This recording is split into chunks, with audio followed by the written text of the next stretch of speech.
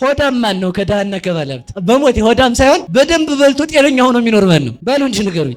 ባለሀብት ነው አይደል? ባለሀብቱም ማናት ሱካሪ ይዞት ምናምን የተመጠነ ምግብ ነው የምበላው እያለ ደም ግፊት እንዳይዘው እዛ የተመጣ 18 ሰዓት ሲጾም የቤተ ክርስቲያንን አያከብርም ነበር። አሁን ዶክተር አዞት 18 ሰዓት ግፊት እንዳይመጣ ቀድሞ አጾምማ 18 ሰዓት እኮ ጾም ተብለህ ነበር። አሁን ዶክተር ስላዘዘ ለጤንነት ሲባል ይጾማል። ሴቶቹ ደግሞ ለሸፒያችሁ ብላችሁ ስትጾሙ እዚህ እንዳታወጡ ቦርጭ፣ ከዛ ለቅርጽ ብላችሁ ስፖርት ስትሰሩ ብትሰግዱ እኮ ጥሩ ነበር ማለት ነው። ያን ያህል እንደዛ ድብልብል አትሆንም ነበር። ተስተካከሉ። ብትሰግዱ ቅርጽ ይኖራችሁ ነበር። ብትጾሙ አትወፍሩም ነበር ማለት ነው። ስግደትን የቅርጽ ማውጫ አረከው ብላችሁ እንዳትሉሽ እንደዚህ አይደለም ያልኩት። እኔ ግን ለማለት የፈለኩት በልተው እንደዚህ ቅጥ ያጣ ኩንታል ሲመስሉ እንደገና ጅም ቤት መግባት ይፈልጋሉ ማለት ነው። ከዛ መላካቸው ጠዋት ተነስተው የጅም ሰዓት እንዳያልፍ ኪዳን እኮ አትመጭም ጅም ቤት ነው የምትሮጩ ማለት ነው። ስለዚህ ተቀድመን ምን ማለት አሰሙም። ስለዚህ ተመልከቱ፣ ሀብት በራሱ ምን ያመጣም? ሰላም ያመጣል? ጥያቄ ልጠይቃችሁ። ሰይጣን የሰውን ክፋት ለቅሞ እንደሚያስኮንን እግዚአብሔር ደግሞ ደግነት ለቅሞ ያጸድቃል። ሰምታችኋል አይደል? የሰው ክፋት የምትለቅሙ ሰዎች አፍንጫችሁ፣ ቁመታችሁ፣ ትከሻችሁ ታይቶ ቁርጥ ሰይጣን ማለት ነው። ሰው ይህንን ማወቅ አለበት። የመጀመሪያ ተመልከቱ፣ ሁሉም ነገር አላፊ መሆኑ። ስንቱ ያልፋል ነገሩ ሁሉም በሉ እንጂ ያ የምንመካበት መልካችን በምን ያልፋል? በሞት ይፈርሳል። ሞት ጋር ራሱ እኮ አይደርስም። ዛሬ ጥሩ ነው ወይ ሰው ገርፎ ያበላሸዋል ወይ በሽታ መጥቶ ያበላሸዋል። አያችሁ፣ ተስፋችን ምኞታችን ከሰረ ማለት ነው። በሰው ተስፋ ካረግ ሰጥቶ ይቸግረዋል፣ ሰጥቶ ይሰለቻል። እግዚአብሔር አይቸግረው፣ እግዚአብሔር አይሰለች። ሰው ሰምቶ ይሰለቻል፣ እግዚአብሔር ሰምቶ አይሰለች። ሰው ተመልከቱ አይቶ አይኑ ይዝላል። ሰው ተመልከቱ ሰምቶ እንኳን ባይሰለች ሲተኛ መስማት ያቆማል።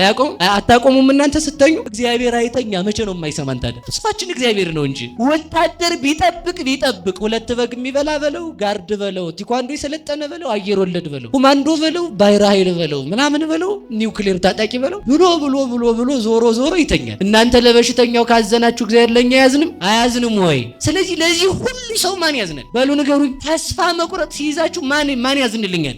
እግዚአብሔር አሁንም ይወደኛል። እግዚአብሔር የሚፈልገን ማንን ነው? በሉ ንገሩኝ እንጂ እናንተ ኑ እኮ ነው ያለ። ኃጢአት ሰርታችኋል፣ አዎ ብትሰሩም ደግሞ ኑ አለ። ተመልከቱ፣ እግዚአብሔር ሁላችንንም በንስሐ ይመልሳል። እግዚአብሔር የሞተው እኮ እኛን ለማዳን ነው አይደለም? ነው ለሌላ አካል ነው የሞተው። እግዚአብሔር የሞተው ለኃጢአተኞች ነው። ስለዚህ ያድነናል። ጠላት እየገፋ ከመጣ የመጀመሪያ የሚወስደው እርምጃ ልንገራችሁ፣ የያዘውን መሳሪያ የሚችለውን ተሸክሞ ማሸሽ፣ የማይችለውን ማቃጠል። ሰምታችኋል አይደል? የማይችለውን ምን ማለት ነው? ማጥፋት። ለምን? በዚያ መሳሪያ ጠላት ካገኘው ማንን ይመታል? በሉ እንጂ ንገሩኝ። ሰይጣን መሳሪያ ያደረጋቸውን ሰዎች ተቻለ ኃጢአት ያሰራል። የመጀመሪያ ኃጢአት ካሰራቸው በኋላ የመጨረሻ የሚያደርገው እነሱን ማጥፋት ነው። ለምን? ቢመለሱ ማንን ያጠፉታል? እየጾማችሁ በቀን 2 ጊዜ ብቻ ብሉ ብላለች። ይሄን ነው ሳይንሱ እንደገና እያስተማረን ያለው ማለት። ለምን ቢባል ቤተክርስቲያንን ሕጓን ስናከብር ጤንነታችን ይከበራል። ጤንነትህ ራሱ እንዲጠበቅ ክርስቲያን መሆን ነው መፍትሄው ነው። እየሰማችሁ ነው አይደል? እንቅስቃሴ እናርግ አስፋልት ወክ ከምትል መተህ አሰግድም። ለዚህ ለነፍስህ ለዚህ እኩል ለስጋ እኩል ለነፍስ ይላል ሰው። የት እንደተገኘ ባላቀውም ከጠላትህ 1 ጊዜ ተጠበቅ፣ ከወዳጅህ ግን 1000 ጊዜ ተጠበቅ ይላል። ምስጢራችሁን ለማንም ባታወጡ ደስ ይለኛል፣ የእውነት ለመናገር ማለት ነው። ቤታችሁ ውስጥ ወርቅ እንዳለ ብትነግሩት ቁልፍ ከፋች የሚሆነው ማን ነው? የነገራችሁ ሰው ማለት በወዳጁ ማለት ነው። ተገልጠው ከሚዋጉን ይልቅ ቀርበው የሚዋጉን መስለው የሚገሉን ሰዎች ይበዛሉ። በዚህ ዘመንም እኮ ርቀው ከሚዋጉን ተገልጠው ከሚመጡ ከመናፍቃን ጠላቶቻችን በውስጥ ገብቶ ራሳችንን የሚፈትነን የራሳችን ጠላት ይበልጣል። ከጠላቴን ይጠብቃለሁ ከወዳጅ አንተ ጠብቀኝ ይባላል።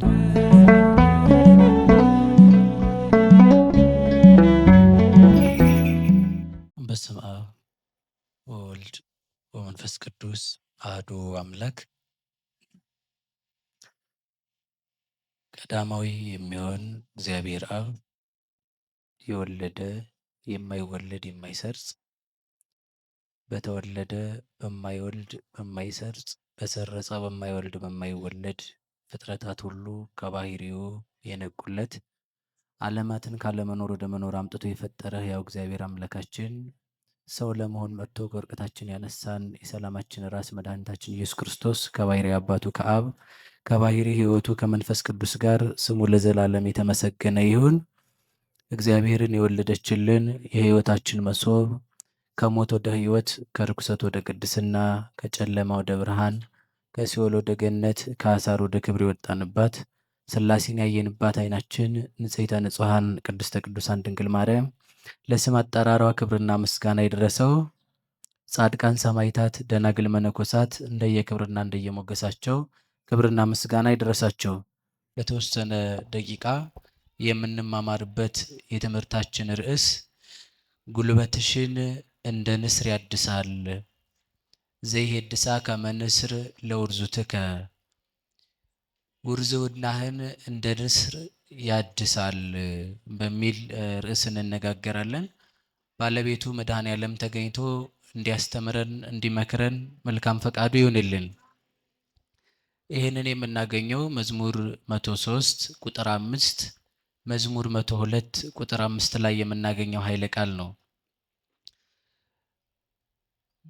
ሁላችንም እንደምናውቀው ይህ መዝሙር 103 በእንተ ትሩፋን ስለ ትሩፋት የተነገረ አንቀጽ እንደሆነ መጻሕፍት ይነግሩናል እና በዚህ ሐሳብ ላይ ይዘነው የምንሄደው የመጀመሪያው ምኞትን የሚያጠግብ ማን ነው? እርጅናንስ የሚያድስ ማን ነው ብለን ስንጠይቀው ቅዱስ ዳዊት ራሱ ይመልስልናል። ወያጸግባን በረከቱ ለፍትወትከ፣ ፍላጎትህን ከበረከቱ የሚያጠግበው ፍላጎትሽን ከበረከቱ የሚያጠግባት እግዚአብሔር ነው ካለ በኋላ ዘይሄድሳ ከመ ንስር ለውርዙትከ፣ እርጅናህንም እንደ ንስር የሚያድሳት እግዚአብሔር ነው። ገባሬ ሳይል እግዚአብሔር ድንቅ ነገርን የሚያደርግ እግዚአብሔር እንደሆነ የተናገረበት አንቀጽ ነውና ሁላችንንም ባለቤቱ እንዲያስተምረን መልካም ፈቃዱ ይሁንልን። ይሄን ካልኩ ከላይ ሲጀምር ተባርኮ ነፍሴ ለእግዚአብሔር፣ ነፍሴ እግዚአብሔርን ታመሰግነዋለች። አማርኛው ትባርከዋለች ይላል። መባረክ ማለት ማመስገን ተብሎ ነው የሚፈታው። እዚህ ላይ መባረክ እግዚአብሔር ይባረክ፣ እንደዚህ አይነት ነገሮች እግዚአብሔር ይባረክ፣ እንደዚህ አይነት ነገሮች ቀጥታ ግዕዙን እየወሰዱ ነው ያስቀመጡት። እሺ ለዛ ስለሆነ ነው እንጂ እግዚአብሔር ይባረክ ተባረክ ከሆነ ያልተባረከበት ወይም እንዲባረክ ማዘዝ ነው ሊሆን የሚችለው አይደል? ስለዚህ እግዚአብሔር ይባረክ የሚል አረፍተ ነገር ስትሰሙ እግዚአብሔር ይመስገን ማለት ነው። ማን ይመስገን? እግዚአብሔር ይመስገን ማለት ስለሆነ ስለዚህ ተባርኮ ነፍሴ ለእግዚአብሔር፣ ነፍሴ እግዚአብሔርን ተባርከዋለች ማለት ነፍሴ እግዚአብሔርን ታመሰግነዋለች። ወኩሉ አይጽምቴ ለስሙ ቅዱስ፣ አጥንቶች ሕዋሳቶች ሁሉ ቅዱስ ለሆነው ስሙ ምስጋናን ያቀርባሉ ካለ በኋላ ሄዶ መጨረሻ ላይ ሲነግረን ምን ይላል? ዘይሄድሳ ከመን ምንድነው? ወያጸግባን በረከቱ ለፍትወትከ፣ ፍላጎትህን ወይንም ምኞቴን የሚያጠግባት እግዚአብሔር ነው። ዘይሄድሳ ከመ ንስር ለውርዙትከ፣ እርጅናህን እንደ ንስር የሚያድሳት እግዚአብሔር ነው ብሎ ይናገራል። ያው አማርኛው መጽሐፍ ቅዱስ ነግሬያቸዋለሁ ብዬ አስባለሁ። እና አሁን እዚህ ጋር እያየን ያለ ነው ምንድነው? ፍላጎትህን በሉ እስኪ የሚያጠግበው ማን ነው? ምኞትህን። ባጭር ቃል እኮ ምኞትን የሚሞላው ማን ነው ማለት ነው? ምኞትን የሚሞላው እግዚአብሔር ነው። ከዛስ ምኞት አሁን በዚህ ዓለም አንድ ነገር እናስብ እስኪ። ምኞት በሉ ምኞት ምንድን ነው?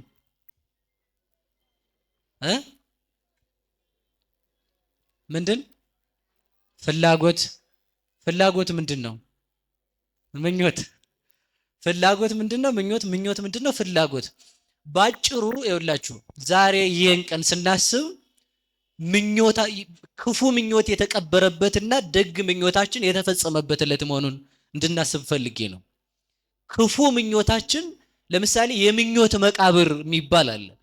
የምኞት መቃብር የሚባለው እስራኤላውያን ለብዙ ዘመን 40 ዘመን ያህል ሲጓዙ ኖረው ምድረ ርስትን ሳይወርሱ በምኞታቸው ተቀብረው የቀሩበት ነው። ምኞት ይቀብራል፣ ምኞት ያድናል ማለት ነው። በሁለት ነገር ነው። ክፉ ፍላጎትና ክፉ ምኞት ወሰን የሌለውና ገደብ የሌለው ሞትን ይወልዳል። አሁን ምኞት ራሱ ተመልከቱ፣ ልብ ብላችሁ ስሙ። ዘባሃቤከ ያርፍ ነጽሮተ ኩሉ ነባበያን እንዳላረጋዊ መንፈሳዊ ምኞት ራሱ መሙላት የሚችለው ማን ሲኖር ብቻ ነው? ሁሉም ሰው ይመኛል። ለምሳሌ ልንገራችሁ፣ ሰው ከሆነ አለመመኘት ይችላል? ያ ማለት ፍላጎት ሳይኖረው መኖር ይችላል? ሰው ያለ ፍላጎት መኖር አይችልም። ልብ ብላችሁ ስሙኝ። ፍላጎቱን ግን መቀደስ ያስፈልገዋል። ያልተቀደሰ ፍላጎት ሞትን ሲያመጣ የተቀደሰ ፍላጎት ደግሞ ሕይወትን ያመጣል። የመጀመሪያ ሰው ምኞት ብለን ስናስብ የመጀመሪያ ሰው የአዳም ምኞት ሞትን አምጥቷል። ኩነኔ ኃጢአት ማህዱ ብሲ ወፂያ ኩሉ ተቀስፈ ባቲ እንዳለ ቅዱስ ጳውሎስ አንድ ምኞት ከአንድ ከአዳም የወጣች ምኞት ለዓለም ሞትን ወልዳለች። አንድ ምኞት ሰው ከሆነ ሳይመኝ መኖር አይችልም።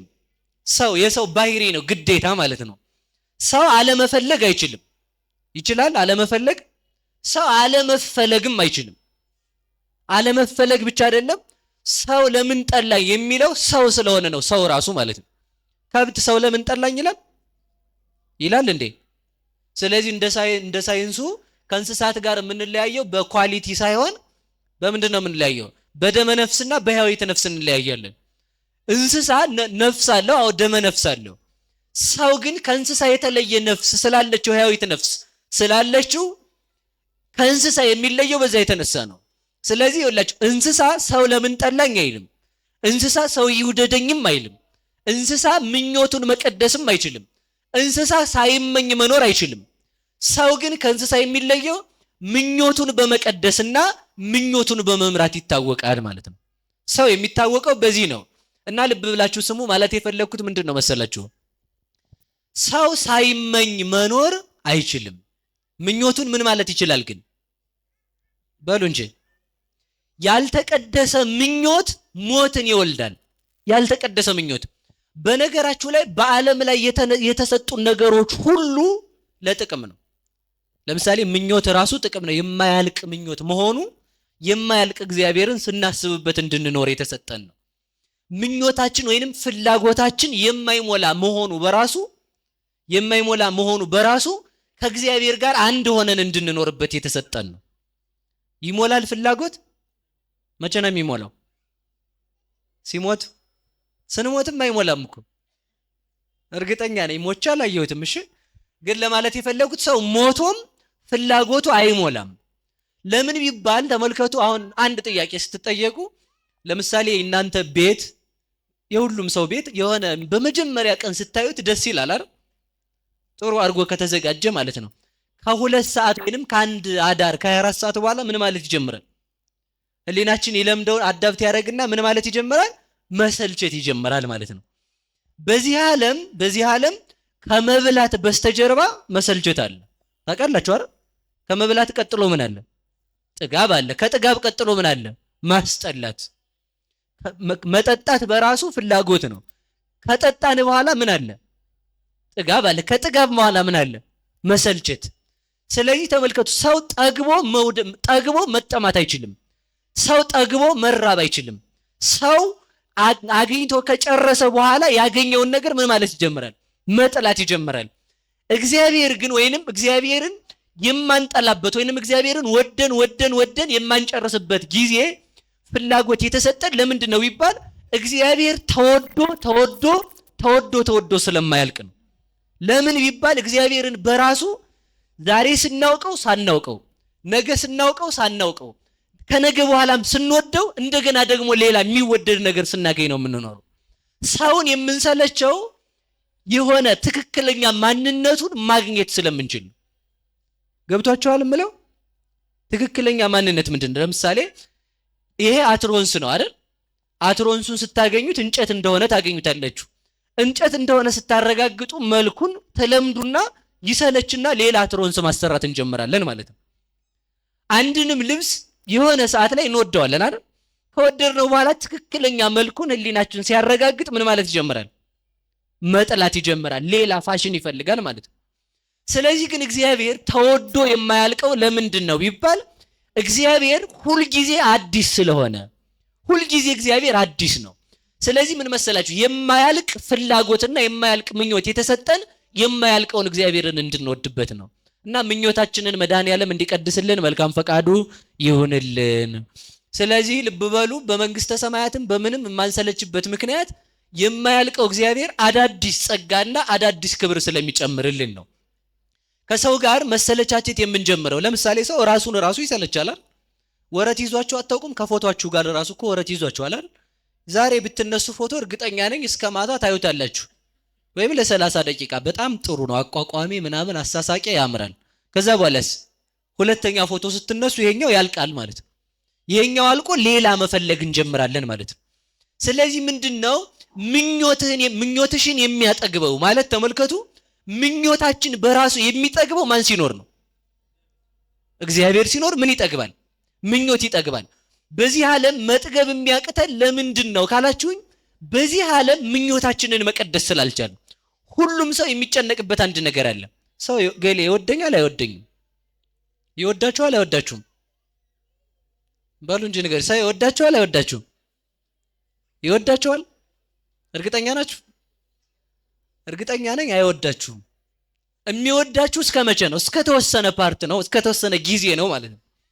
ስለዚህ ሰው ምኞቱን ቀደሰ የሚባለው ሰው ይወደኛል አይወደኝም፣ ያ ማለት እንደዚህ ዘመኑ ላይ እንዳለው ክፉ ነገር እየሰሩ ሰው ምን ያመጣል እያሉ ታዋቂ ለመሆን መስራት አይደለም እያልኳቸው ያለሁት፣ እሱን አይደለም። ሰው ይወደኛል አይወደኝም ማለት እዚያ ላይ አይደለም መጨነቅ ያለብን። እግዚአብሔር ይወደኛል አይወደኝም በሉ እስኪ፣ እግዚአብሔር በሉ ይወደኛል። ጥያቄው የቱ ነው መሆን ያለበት? ሰው ይወደኛል አይወደኝም እገሌ እንዴት ነው የሚያየኝ ሳይሆን እግዚአብሔር መልኬን ሳይሆን እግዚአብሔር አዋዋሌን እንዴት ነው የሚያየው? እግዚአብሔርን የሚያስደስት ነው እግዚአብሔርን የሚያስጠላ ነው? ተመልከቱ፣ ሰው ምኞቱን ቀደሰ የሚባለው ከቁስ ነገር ላይ ፍላጎቱን አውጥቶ በማን ማድረግ ሲጀምር ነው? በእግዚአብሔር። ስለዚህ መወደድ በማን ይሁን ንገሩኝ እንጂ ሰው ቢወዳችሁ እስከ መቼ ነው የሚወዳችሁ? እስከሚሞት። ሰው እኛን የሚወደን የመረጃ እጥረት ስላለው ነው። ይሄን ታውቃላችሁ አይደል? ይሄን ታውቃላችሁ ብዬ አስባለሁ። ሰው ማንኛውንም ሰው የሚወደው እሱ የማያውቅ ስለሆነ ነው። ሰው ትክክለኛ ማንነታችንን ቢያውቅ ብዙ ችግር ሊፈጥር ይችላል። ለምን ቢባል አስቡ፣ እንደው ሌላውን ተውትና እናትና ልጅ ማለት ነው አንድ ቤት ቁጭ ብለው ቢተዋወቁ የሚኗኗሩ ይመስላችኋል? እንዳትወጭ ስትል እናቲቱ ልጅቱ ደግሞ አፈር ያብላባሽ ራስሽ ስዘል ሊኖርሽ እኔ እንዳትወጭ ታያለሽ ብላ ታስባለች ማለት ነው። ያንን ብታቅ እናት ልጇን ታኖራት ይመስላችኋል? አታቅም። ስለማታቅ በቃ በሰላም ይኖራሉ ማለት ነው። ስለዚህ ተመልከቱ፣ ልብ በሉ፣ በሰው ዘንድ ለመወደድ የምናደርገው ነገር ሁሉ ዘላቂ ነገር አይሆንም። ሰውን ምንም አድርጋችሁ ማስደሰት አትችሉ። በዚህ ዓለም ሰውን አስደስታላችሁ አትልፉ። እግዚአብሔርም ሰውን አላስደሰተው እንኳን ሰው ማለት ብታለብሱት ሌላ ነገር፣ ብታበሉት መስረቅ ይመኛል። ሀብት ብታሳዩት እናንተን ገሎ ሀብቱን መውረስ ይፈልጋል። ብታስጠጉት ሰው ምን መሰላችሁ? ቁልቋል ታውቃላችሁ? የከተማ ሰው ላያውቅ ይችላል። ቁልቋል ታውቃላችሁ?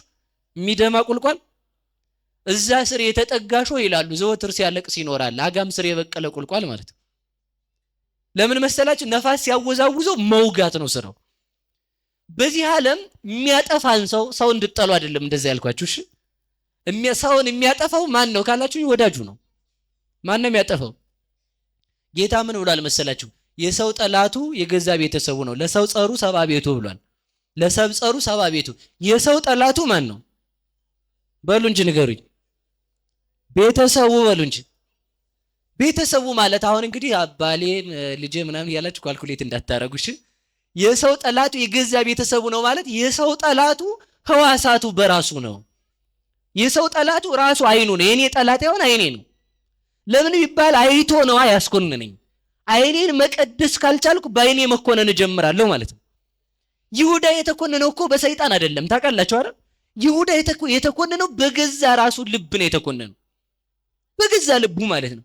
ክርስቶስን መሸጥ ያሰበው በገዛ ራሱ ልብ ነው። ሰይጣን እንዲሸጥ ፍላጎቱን የሰይጣን ሐሳብ ቢያመጣለትም እንኳን አምኖ የተቀበለው በማን ነው? በገዛ ራሱ ልብ ነው። ለዚህ ነው እግዚአብሔር ሰይጣን ላይ እኛ ባጠፋነው ፍርድ ሰይጣንን ይቀጣዋል። ባሳተን ስላሳተ ማለት ነው። ግን ሰይጣን ስለተቀጣ እኛ ግን አንቀርም። ለምንድን ነው የማንቀረው ቢባል እኛ ከሰይጣን ፈተና የምንድንበትን ኃይል ሰጥቶናል እግዚአብሔር ልባችን ውስጥ አለማስገባት ስለምንችል ማለት ነው። ስለዚህ ተመልከቱ፣ የሰው ጠላቱ የገዛ ቤተሰቡ ነው ማለት የሰው ጠላቱ የራሱ አካሉ ነው። ማን ነው ጠላቱ? የሰው ጠላታችሁ ማን ነው? ራስህ ነህ። ጠላትህ ራስህ ነው። ያ ማለት ምን ማለት ነው? ክፉ ነገርን ሰምቶ የሚያስኮንንህ ማን ነው? ጆሮ ነው ራሱ። ጾም ሽሮ የሚያስኮንንህ ማን ነው? ሆድህ ነው። ዙረት ሄዶ የሚያስኮንንህ ማን ነው? በሉ ንገሩኝ እንጂ የራስህ እግር ነው። ተመልከቱ፣ ተደባድቦ የሚያስኮንንህ ማን ነው? የራስህ እጅ ነው። ይኸውላችሁ ተሳድቦ የሚያስኮንንህ ማን ነው? የራስህ አፍ እኮ ነው የሚያስኮንንህ። ሌላ ሰው ገብረ ማርያም በተሳደበው አንተ አትጠየቅም። አንተ በተሳደብካት ነው የምትጠየቀው። ክፉ ነገር አሽትቶ የሚያስኮንንህ ማን ነው? የገዛ ራስህ አፍንጫ ነው። ስለዚህ የሰው ጠላቱ የገዛ ቤተሰቡ ነው ማለት የሰው ልጅ ጠላቱ ተጀምሮ እስከሚጨርስ የገዛ ራሱ ወዳጅ ነው። ለዚህ ነው መጽሐፍ ሲናገር ምን ይላል? ታቀብም ጸላይከ አሐደ ጊዜ ወንፍቁር ከሰ ሚተ ጊዜያተ። ከጠላትህ አንድ ጊዜ ተጠበቅ፣ ከወዳጅህ ግን 1000 ጊዜ ተጠበቅ ይላል። ከወዳጅህ ስንት ጊዜ? በሉ ንገሩኝ እንጂ ልብ ብላችሁ ስሙ። ምስጢር ይኸውላችሁ፣ እኔ ልንገራችሁ አንድ ነገር። ሰውየው በነገራችን ላይ ትልቅ ወዳጅ የሚባለው ምስጢር ነው ሲባል እሺ ብሎ ማመን የሚችል ሰው ነው። ምስጢራችሁን ለማንም ባታወጡ ደስ ይለኛል፣ የእውነት ለመናገር ማለት ነው።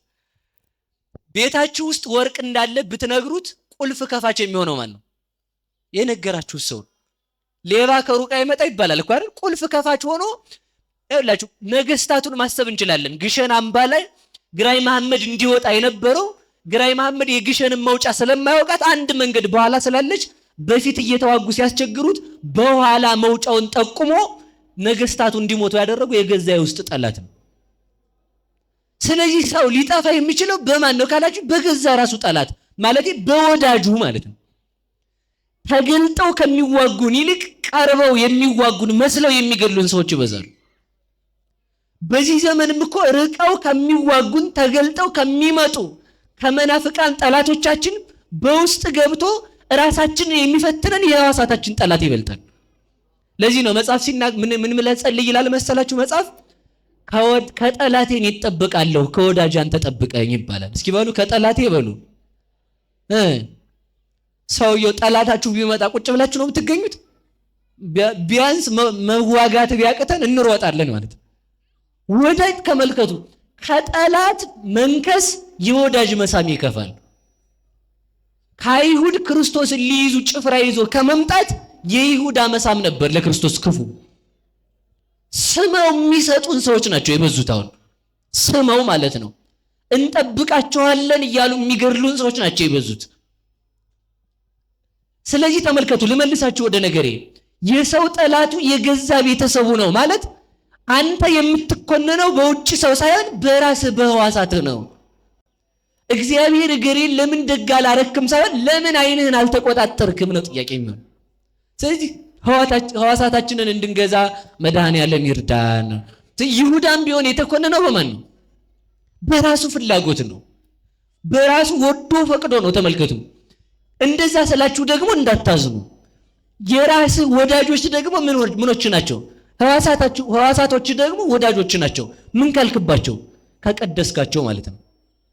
ስለዚህ ምንድነው ያለው መጽሐፍ የተነሳንበት ፍላጎትህን የሚያጠግበው ማለት ሕዋሳትህ ወደ እግዚአብሔር ቢመለሱ በሕያውነት የሚኖሩበት። ዓይን ተመልከቱ፣ ክፉ ነገር ቢሰራ ጠላት ከሆነ ደግ ነገር ቢሰራ ደግሞ ምን ይሆናል? ወዳጅ ይሆናል ማለት ነው። ስለዚህ ሰው በመጀመሪያ አስቀድሞ ማወቅ ያለበት በማን ነው? በሉ በራሱ በሉ እንጂ። እንግዲህ በራሳችሁ እወቁበት፣ እንወቅበት። እግዚአብሔር እንድናውቅበት ያድርገን።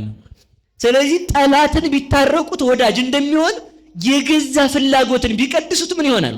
ወዳጅ ይሆናል። ልብ ብላችሁ ስሙ። እጅ ወዳጅ ይሆናል። በዚህ እጅ ነው አባታችን አባ ሳሙኤል ዘዋልድባ ኢትዮጵያን ያስባረኩበት። በዚህ እጅ ነው እነ ቅዱስ ቶማስ ተመልከቱ ተቆርጠው የሰማዕትነትን ክብር ያገኙበት። በዚህ እጅ ነው እና አቡነ ተክለ ሃይማኖት ከኪሩቤል ከሱራፌል ጋር ሄደው አጥረው የመጡበት በዚህ እጅ ነው። እጅህን ብትታረቀው ወዳጅ ይሆናል። በዚህ እጅ ነው ተመልከቱ ብዙ አባቶቻችን የጸደቁት። መጽውተ የምትጸድቅበት እጅህ ነው። መንግስተ ሰማያት የሚያስገባህ ገንዘብህ ይሄ ነው ከቀደስከው ማለት ነው። ስለዚህ ተመልከቱ በዚህ ዓይን መጽሐፍ አንብበው በዚህ ዓይን አልቅሰው የጸደቁ ብዙ አባቶች አሉ። ቅዱስ ዳዊት አልቅሶ እግዚአብሔር እንዳይለየው ከሱ ነገድ እንዲወለድ ያደረገው በዚህ ዓይን ነው። በዚህ ዓይን ተመልከቱ። ይሄ ዓይን መቀለጃ መሆን የለበትም። ይሄን ዓይን መቀደስ አለብን። ይሄን አይን ስንቀድሰው ምን አድርገን እንቀድሰው ካላችሁ በዚህ እጅ ነው። ስምዖን ሰፋዬ አሳይን አይኔን ነው የወደድሽው? አዎ ይሄን አይኔን ከሆነ የወደድሽው አይኔ ከእግዚአብሔር ጋር ከሚለይ ብሎ አውጥቶ መንግስተ ሰማያት የገባበት በዚህ አይን መጽደቅ ይቻላል። የማያጸድቀን ነገር ምን አለ በዚህ ዓለም? ምንም ነገር የለም። ገልብጠን ካየነው ደግሞ የማያስኮንንስ ምን አለ? እንኳን አይን እግዚአብሔር ራሱ እኮ መኮነኛ ነው እንዴ! ሌላ ነገር አመጣው መስለኛል። እግዚአብሔር በራሱ ምንድነው ብሏል እኮ ሰሞኑን ምንድነው ያላት እመቤታችን? ዝንቱ ሕፃን ስዩም ለድቀቶሙ ወለተንሥኦቶሙ ለሕዝብ ተመልከቱ። ይህ ሕፃን ከእስራኤል ለሚነሱ ሰዎች ለመነሳታቸውም ለመውደቃቸውም ምክንያት ነው አለ። እስኪ በሉ ይሄ ሕፃን በሉ ለመነሳትም ለመውደቅም ምንድነው ምክንያት ነው። ክርስቶስን ያላወቀበት ሰው ይኮነንበታል። እንደማን? እንደ ይሁዳ። ይሁዳ ሸጦ አይደል እንደ የተኮነነበት? አይሁድ በክርስቶስ አላምን በማለታቸው አይደል የሚፈረድባቸው? ዛሬም እስከ ዕለተ ምጽአት ድረስ የሚነሱ ሰዎች የሚፈረድባቸው በማን? ባለማመናቸው ነው። በክርስቶስ። ክርስቶስ በራሱ ስናምንበት መድኃኒት ሲሆን፣ ስንክደው ደግሞ ምንድነው? መኮነኛ ነው ማለት። ስለዚህ አውቀን እንድንጸድቅበት መድኃኔዓለም ይርዳን። ስለዚህ ይሄ ተመልከቱ፣ ይሄ አፍ ሐዋርያት የጸደቁበት ነው። ይሄ አፍ ተመልከቱ፣ አፍ ያጸድቃል። የሐዋርያት ተመልከቱ፣ ሴትና ሐዋርያ ሞቱ ባፉ ነው ይባላል። ሴትና ምን በሉ እንጂ ንገሩኝ፣ አትናገሩ? ሴትና ሐዋርያ ሞቱ በምኑ ነው? ሐዋርያት የሞቱት የተገደሉት አርሰው አይደለም፣ ምን ብለው ነው? አስተምረው። ያ ማለት ሴት ደግሞ ተናግራ ጠብን ታመጣለች ነው። የእናንተን ትቼዋለሁ። ሐዋርያት የታረዱት በሬ ወስደው አይደለም። ሐዋርያት የታሰሩት ምን ብለው ነው? አስተምረው ነው። ስለዚህ ምንድነው? በአንድ ምላስ መጽደቅ ትችላለህ ካወክበት። ካላወክበት ደግሞ ምን ማለት ትጀምራለህ? መኮነን። እግዚአብሔር መጽደቂያውን ያድርግልን። ይሄ የሚጀምረው ምን ሲሆን? ምኞት መቀደስ ሲጀምር ነው። ምኞትህን የሚያጠግባት ማለት እራሱ እግዚአብሔር የሚነገርበት ሆኖ ሐዋሳታችን ማጽደቅ የሚችሉት ማን መገለጽ ሲጀምር ነው? ራሱ እግዚአብሔር። ከዚህ የተነሳ ነው እና ወደ ነገሬ መለስ እንዳደርጋችሁ ቶሎ ልመልሳችሁ። ስለዚህ እግር በራሱ መኮነኛ ሲሆን እግር በራሱ ምን ይሆናል? በሉ እንጂ እግርን መቀደስ መቻል አለበት። ሰው አስቀድሞ የሰው ጠላቱ የገዛ ቤተሰቡ ሲባል የሰው ወዳጁ ደግሞ ማን ነው? የገዛ ቤተሰቡ ነው። ሰው ከሰረ የሚባለው ይኸውላችሁ ሀገርን ስላላጸደቅ አይደለም። የመጀመሪያ አንድ ሰው የሚጠየቀው እራሱ ስላለመጽደቁ ነው። እራሱ ስላለመጽደቁ ደግሞ ምንም ማስረጃ ማቅረብ አይችልም። የተሰጡት ነገሮች ይኸውላችሁ፣ እየሰማችሁ ነው። እግዚአብሔር ምን መሰላችሁ የሚለው ብራብ አላበላችሁኝም ይላል አይደል? ብጠማ አላጠጣችሁኝም። ግን ምን ነክቶት ነው ይላል ቅዱስ ዮሐንስ አፈወርቅ። ስጋዬን ቆረስኩላችሁ፣ ደሜን አፈሰስኩላችሁ፣ በመስቀል ላይ ተሰቀልኩላችሁ፣ የማልታየው አምላክ ታየሁላችሁ፣ የማልሰደበው ተሰደብኩላችሁ፣ ምራቅ የማይተፋብኝ ቅዱስ ስሆን የአይሁድ ምራቅ ተተፋብኝ፣ የማልታሰር ስሆን ታሰርኩ፣ የማልሞት ስሆን ሞትኩላችሁ ማለቱን ትቶ አላበላችሁኝም ምን አባባለው ይላል። እየሰማችሁ ነው። እግዚአብሔር የመጨረሻ ቀን ውለታውን ቆጥሮ አይደለም የሚጣላን ወይንም የሚፈርድብን። አላበላችሁኝም የሚለን ምንድን ነው? መብል ለእግዚአብሔር እንግዳ ብሆን አልተቀበላችሁኝም፣ አላጠገባችሁኝም አላለም። እየሰማችሁ ነው። አላጠገባችሁኝም ብሏል። ምንድን ነው ያለ? አላበላችሁኝም፣ አልጠየቃችሁኝም ነው ያለው። ተመልከቱ። ብታመም ምን አላላችሁኝም፣ አላዳናችሁኝም አላለም። ምን ማለቱ ነው ያለውን ሲናገሩ ተመልከቱ። አልብከ እግር ለሐውጾ ድዊ፣ አንተ ሰው ገንዘብ መተህ ስጠኝ አላለህም። ቢያንስ በሽተኛ ለመጠየቅ የሚንቀሳቀስ እግር የለህም ወይ ነው ያለ። ለምን ቢባል ገንዘብህ ምን ስለሆነ? እግርህ ስለሆነ። አንተ ሰው ገንዘብ የሚባለው ብር መስጠት ብቻ ሳይሆን የተቸገረውን ምን ማለት ነው? እናንተ ስትጠየቁ አላበላችሁኝም ሲል ካህናትን ሲጠይቅ ካህናትን ሲሆን ደግሞ ምንድን ነው? በኃጢአት በሽታ ተይዤ ምን አላላችሁኝም? ቃለ እግዚአብሔርን አልመገባችሁኝም። የኃጢአት በሽታ ደዌ አቁስሎኝ በንስሐ አላጠባችሁኝም። አልብከ ጠፈር ላሂድሮ ነግድ፣ ተመልከቱ። መጥቻ አላሳደራችሁኝም፣ አልጋ ሶፋ ላይ አላስተኛችሁኝም ሳይሆን ያለው እንግዳ ብሆን አልተቀበላችሁኝም። ያ ማለት ቢያንስ በልብህ እንግዳ ለመቀበል እንኳን አላሰብክም ማለት። በዚህ ምን ይለናል ማለት ነው? ይጠይቀናል። ስለዚህ እነዚህን ሕዋሳቶቻችንን ምን ማድረግ በእጆቻችን ምን ማድረግ አለብን?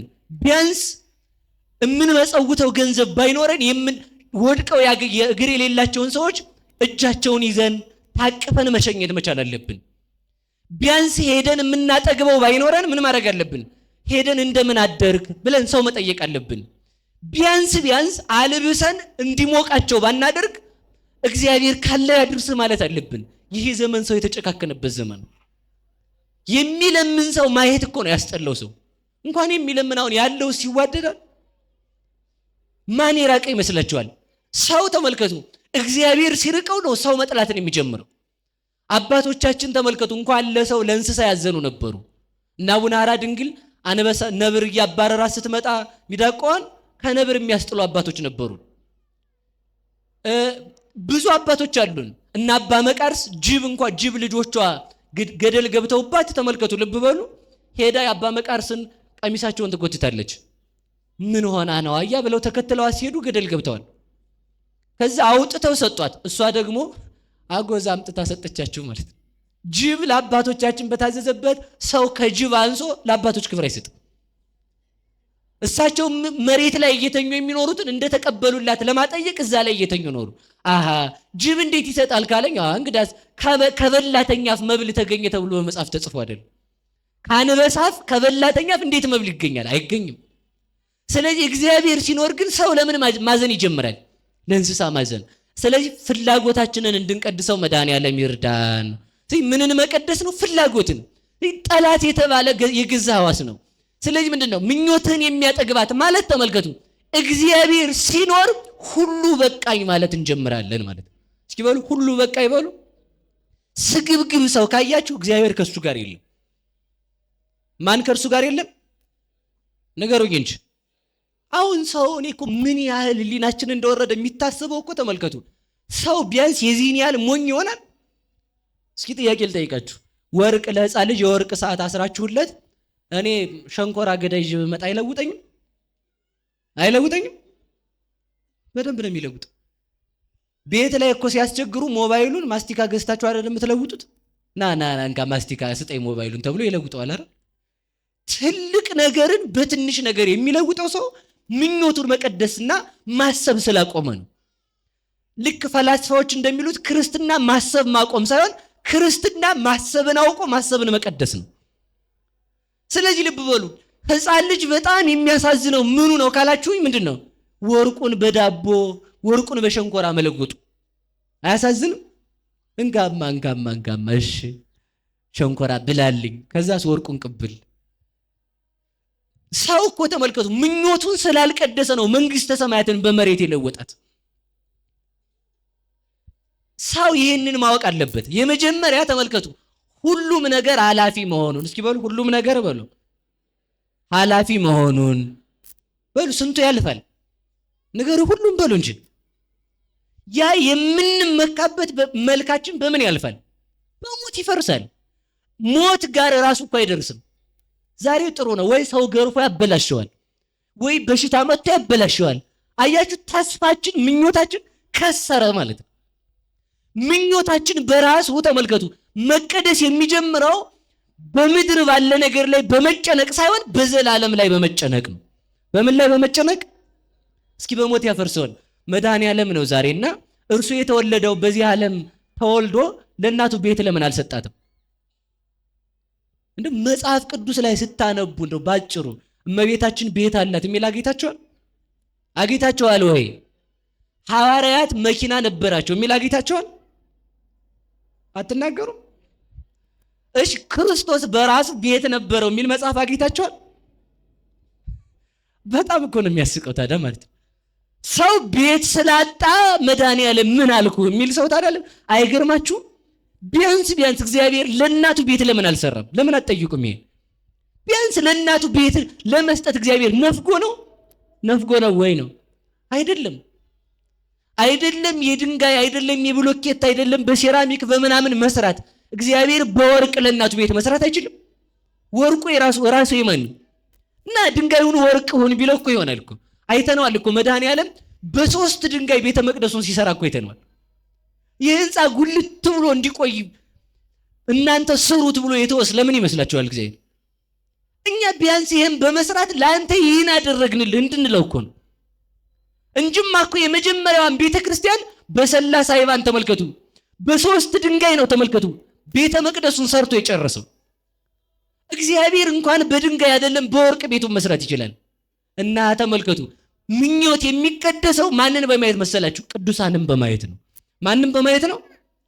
የዚያን ጊዜ ምን ይላል ምኞታችን? መቀደስ ይጀምራል። ሁላችሁም ቤት ባለመኖራችሁ ስታዝኑ፣ አሁንማ አከራዮች ሁሉ እኮ በጣም እኮ አይጣላይ ድረስ ሆነዋል እኮ። ግን እግዚአብሔር ይመስገን በእውነት ሰው ሲከፋ እግዚአብሔርም ክፉ እንደሚጥልበት ታውቃላችሁ አይደል? ሰው ደግ እንዲሆን ትፈልጋላችሁ? እስኪ እጃችሁን አውጡ። ሰው ደግ እንዲሆንላችሁ፣ ሰው ደግ እንዲሆንላችሁ የምትፈልጉ ሁሉ ሰው ደግ እንዲሆንላችሁ መድኃኒቱን ልንገራችሁ፣ እናንተ ደግ ሁኑ። ያለዛ አትልፉ፣ አይሆንላችሁ። እንዴ ሚካኤል ደግ እኮ ነው አይደል? ሚካኤል በራሱ ደግ ነው። ፈኑ ለነ መላከከ ሄረ መራሄ፣ ቸር መልአክ ተብሎ ነው የሚጠራው። ግን ሚካኤል ለፈርዖን ደግ አይደለም። ደግ ነገሮች ሁሉ በእኛ ላይ ክፉ የሚሆኑት እኛ ራሳችን ክፉ ስለሆን ነው። አከራዩ ሰው አላስቀምጥ ብሏል። አሁን የኪራይ አንድ ቀን ካለፈ የዶርም ሰዓት ከፍሉ ሰውዬ ወይ ቤቱን ልቀቆይ ብሯን ምናልባት ችግሮት እኮ ሊሆን ይችላል። እውነት ይህን የሚያስብ ሰው አለ? ንሽ አስካለ ማርያም ንሽ ቤተክርስቲያን ሲመጡ እኔም 200 ብር ልጨምር ነው አንቺም ጨምሪ፣ ከዚያኛው ወጥቶ እዛኛው ቤት እንዳይከራይ ማለት። ሰፈሩን ሙሉ ኪራይ ጨመራችሁ፣ ሰው መድረሻ ታሳጣላችሁ። እግዚአብሔር ደግሞ እናንተን ሰፈሩ ላይ በሙሉ ያሉትን ባለስልጣን ክፉ አድርጎ የጣሪያ የግድግዳ የምናምን ትከፍላለህ ማለት ነው። ትከፍላ ግዴታ ነው። ትከፍላ የለም ምንም ማድረግ መክፈል ነው። ዝም ብሎ መክፈል። ለምን? አንተ ክፉ ስለሆንክ ነው እኮ። ተመልከቱ እግዚአብሔር ክፉ ነገርን የሚያመጣው ማን ክፉ ሲሆን ነው? እኛው ክፉ ስለሆን ነው። ቸር ወሬ መስማት ትፈልጋላችሁ ወይ? አዎ በሉ እንጂ ቸር አውሮ እናንተ ቸር ሁኑ። እገሌ ክፉ ነው ምን አገባህ አንተ ስለሱ? አንተ ደግሁንና እስኪ እግዚአብሔርን ተመልከቱ። እግዚአብሔርን የምናውቀው እኮ በእሳት መካከል ሲያኖር ነው። እናንተ ደግ ከሆናችሁ እግዚአብሔር ደግ ባይሆን እንኳን ሰው ክፉን ሰው ደግ ያደርግላቸዋል። እንዴ አታስታውሱም እንዴ? ቅዱሳኑ እኮ ተመልከቱ 3 ደቂቅ እኮ ዘበኛቸው እኮ እሳት ነው። የነ ዳንኤል ጎረቤታቸው እኮ ሰው ቢጠላቸው አንበሳ እኮ ነው። የ3 ደቂቅ ፈርዖን ቢያባረራቸው ግድግዳቸው መከታቸው እኮ የእስራኤል ባህር እኮ ነው። ተመልከቱ የሚበላ ምግብ ቢያጡ እኮ ለእስራኤል ተመልከቱ ከመሬት የሚታጨድ ምግብ ስንዴ ጤፍ ቢያጡ እኮ ከየት ነው እየወረደላቸው ያለው? ከሰማይ እኮ ነው ያለው። ተመልከቱ ሰው ከእግዚአብሔር ጋር ካለ ሁሉ ዘመዱ ነው። ሰው ከማን ጋር ካለ? ቅዱሳን ሲበቁ እኮ ይኸውላችሁ ገዳም ብቻቸውን ቁጭ ሲሉ ከሰማይ መና ዱብ ይልላቸዋል። የሚጠጡት ውሃ ሲያጡ ካለት ላይ ይፈልቅላቸዋል። በረሃብ ዘመን ተመልከቱ ዛፍ ያፈራላቸዋል። የሚታለብ ላም የላቸውም። ቶራ እንዲታለብላቸው ግን ያደርጋል። የሚፈርድላቸው ንጉሥ የለም። ግን ነገስታቱ እንዳይፈርዱባቸው በነገስታቱ ፊት ሞገስ ይሆናቸዋል። አቡነ ሐራን ታውቋቸዋላችሁ? አቡነ ሐራ ድንግል በአፄ ሱስንዮስ ዘመነ መንግስት ልብ ብላችሁ ስሙ። ከጎጃም ተነስተው እና አንተ መነኩሴ ያሳያለሁ አርዳሃለሁ ብሎ ንጉሱ ደብዳቤ ሲልክባቸው ትምህርተ ህውአት የሚባል የጸሎት ክፍል አለ። ያንን እየጸለዩ ምን እያሉ መሰላቸው ሄዱት? በእንተ ትምህርተ ህውአት ቅድመ ዘትትነገር እምጵርስፈራ። ትምህርተ ህውአት ማለት ባጭሩ ህው ትምህርት ማለት ነው ባጭሩ። ከዛ እየሄዱ ወመምህር ዘይትቃወም ለነ ዘይአሲ ተወካፊ ምጽናዕተ ቅጽርነ ፈውስ ሲሳይ መስቴ መኮንን፣ የሚከራከርልን መምህራችን፣ የሚሰውረን መምህራችን፣ ዘይትቃወም ለነ ወመምህር ዘይአሲ ጸጋን የሚሰጥ መምህራችን እርሱ ነው እያሉ እየጸለዩ ትሄዱ። ንጉሱ የጠራቸው ሊገርላቸው ነው። ምን ሊላቸው ንገሩኝ እንጂ። እየጸለዩ ሲገቡ ከወንበሩ ላይ ተነስቶ እንኳን ደህና መጡ መነኮሳቱ ደህና ናቸው አላቸው ማለት ነው። ማን ከሳቸው ጋር ስላለ? እንደ እባብና እንደ ጊንጥ የሚናደፉ ክፉ ሰዎች ቢኖሩ እንኳን እግዚአብሔር ከእናንተ ጋር ከሆነ ምን ይሆናል? ሰላም ይሆናል ማለት ነው። አታስታውሱም? ቅዱስ ጳውሎስ ንጉሱ ፊት ቆሞ እኔ ስለ ክርስቶስ ልሰብክ ነው የመጣው ሲለው ታዲያ እኔን ክርስቲያን ልታረገኝ ትፈልጋለህ እንዲህ ያለው ማለት ነው። ሊገድለው አስጠርቶት እሱ ክርስቲያን መሆን ፈለገ ማለት ነው። ስለዚህ እግዚአብሔር ከኛ ጋር ሲሆን ክፉ ሰዎች በራሳቸው ምን ይላሉ? አንደበታቸው ተለውጦ ምን ይሆናል? ደግነት ይመጣልናል ማለት ነው። ልብ ብላችሁ ስሙ። እየሰማችሁ ነው? ዮሴፍን በፈርዖን ቤት ንጉሥ ያደረገው ማን ነው? ንገሩኝ እንጂ። ወንድሞቹ ሸጡት፣ ማን አነገሰው? እግዚአብሔር አብሮት ስለነበረ እስር ቤት እንኳን ገብቶ ለእስረኞች አለቃ አረገው። እስረኞቹን በዚህ ሰዓት ብሉ የሚል ማለት ነው። ከእስር ቤት ከወጣ በኋላ በግብፅ ላይ በሙሉ ሀገር ላይ ንጉሥ አደረገው። ወዳጅ ባለበት አይደለም ጠላት ባለበት ማንገስ የሚችል እግዚአብሔር ነው። ስለዚህ ምን ማለት እንጀምር ካላችሁ እኛ ከማን ጋር እንሆን ንገሩኝ እንጂ። ስለዚህ ስለ ሰው ሳይሆን እኛ ምን እንሆን? ደግ መሆን አይወላችሁ። ስለዚህ ባለስልጣናቱ አገዛዝ እንዲያቀሉ እኛ ምን ማለት በሉ አገዛዝ ማቅለል በሉ እንጂ በሉ የምገዟቸውን ሰዎች አቅልሉላቸው ማለት ነው። እኛ ከታች ያለውን ሰው መድረሻ እያሳጣን እግዚአብሔር ቸር ነገር ይሰጠናል ብላችሁ እንዳታስቡ። መቼም ቢሆን አትልፉ፣ አይሰጠንም። አትልፉ መቼም ቢሆን።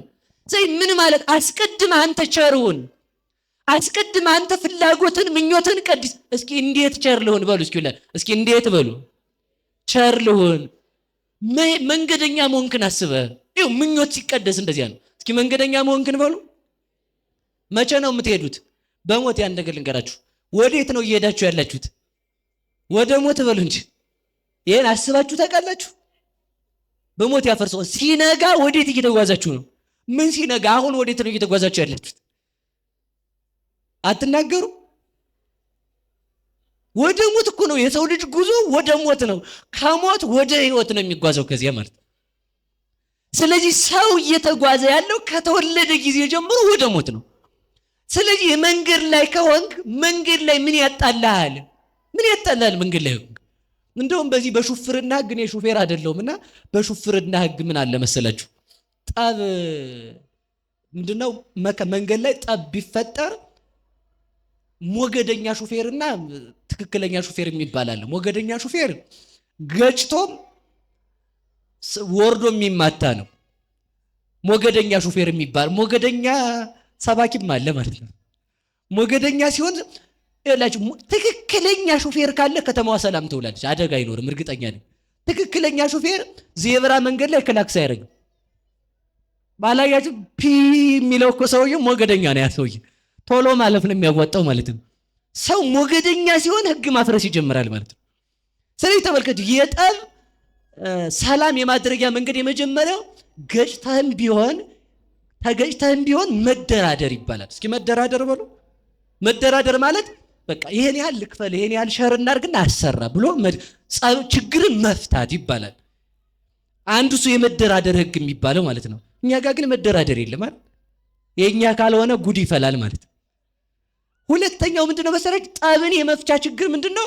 ሰውየው ሞገደኛ ከሆነ ያኛው ሹፌር እይታን መመለስ ይባላል። ምንን መመለስ? የመጀመሪያ በርን መዝጋት። ምንን መዝጋት ነው? በር ምንድነው? አፍን መዝጋት። አንተ ጅላጅል አታይም? አንተ ገዝተህ ያወጣው ሲል ዝም ብሎ ዝም። ከዛ ደግሞ ትክ ብላችሁ ካያችሁ ደግሞ ይመለከተኛል ካለ ደግሞ ጎንበስ። እንደዚያ ነው ጠብን ምን የማለት ችግር። መንገደኛ ነህ ነው እኮ ችግሩ። ሹፍርና በራሱ ህይወትን ይቀጥፋል ተብሎ ይነገራል።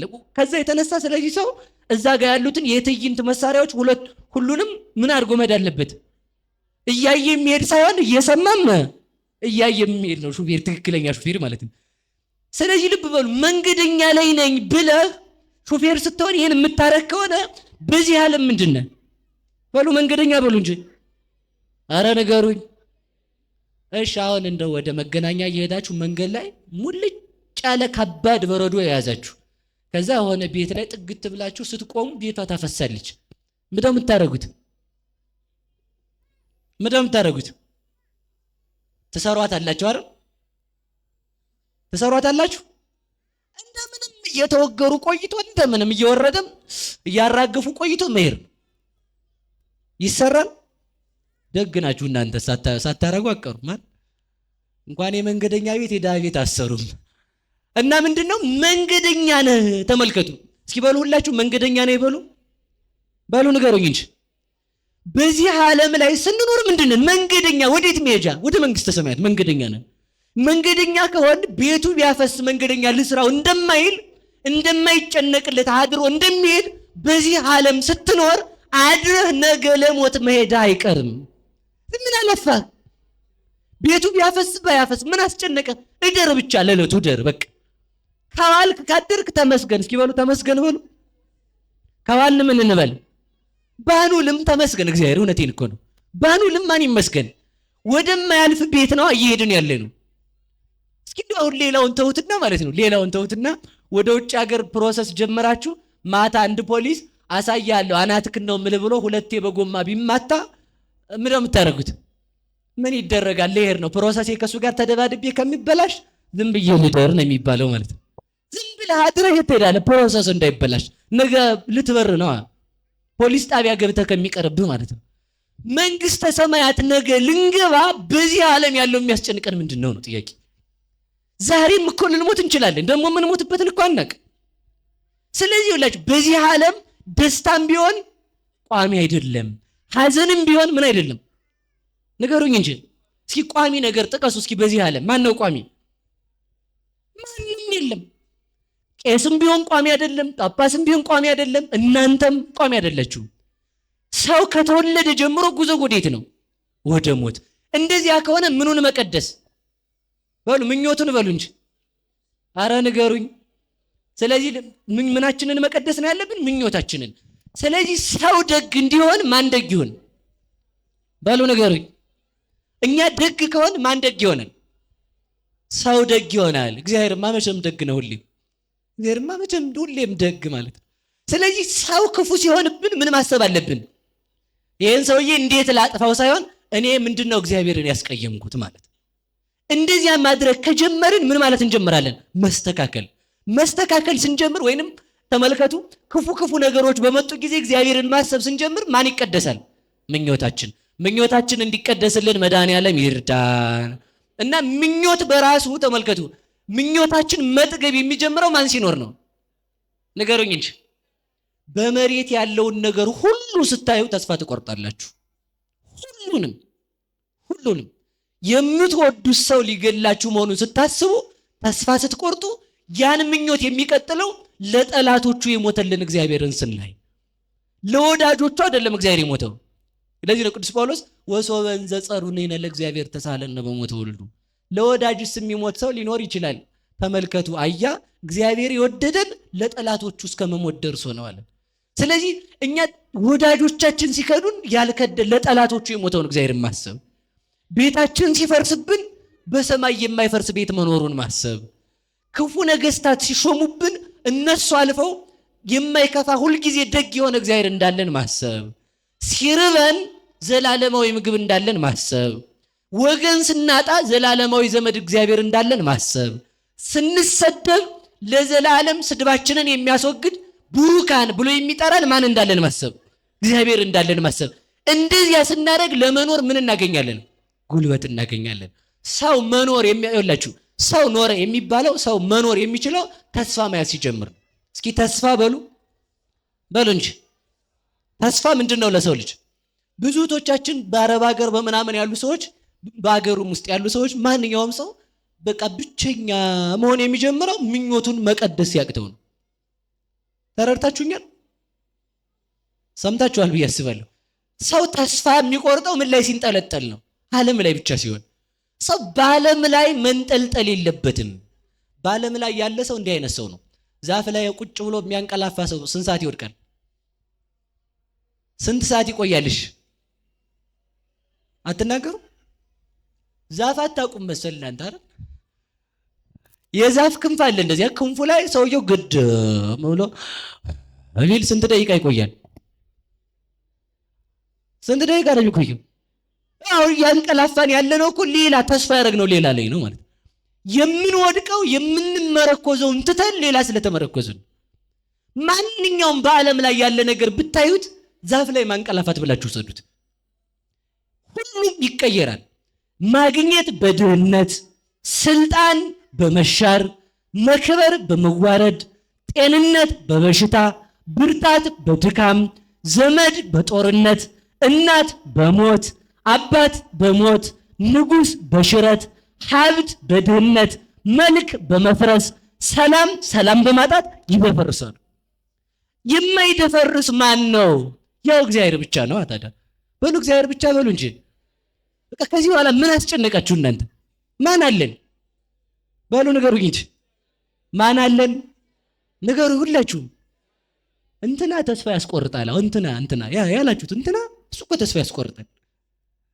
ሰጥቶ ይላችሁ ስልክ ሲደውል ለምሳሌ 4 ያበድረው ስልክ ከደወለ ይህን ስልክ አላነሳውም ይላል ማለት ነው።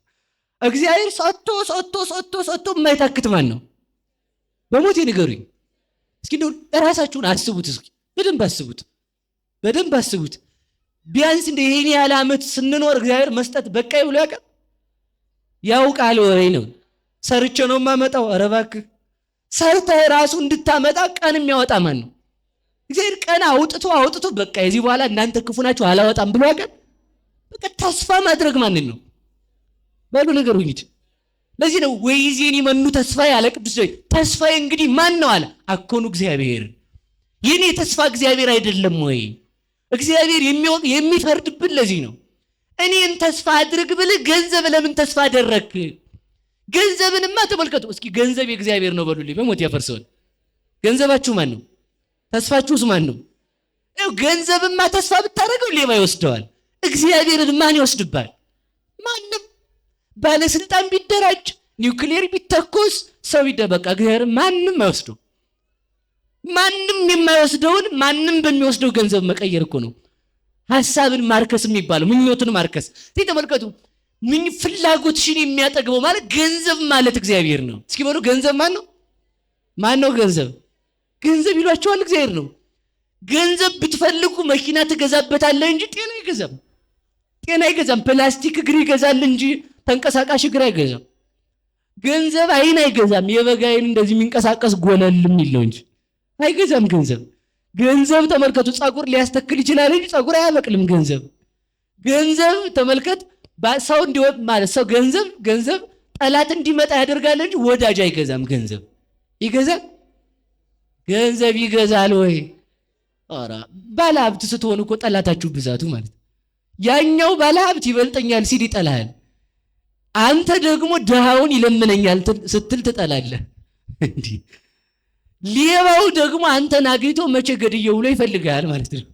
መጠፋፋት እኮ ነው። ስለዚህ ተመልከቱ፣ ገንዘብ ምን አይገዛም? ሰላም አይገዛም። እስኪ በሉ በሞቴ ገንዘብ በሉ ሰላም ይገዛል?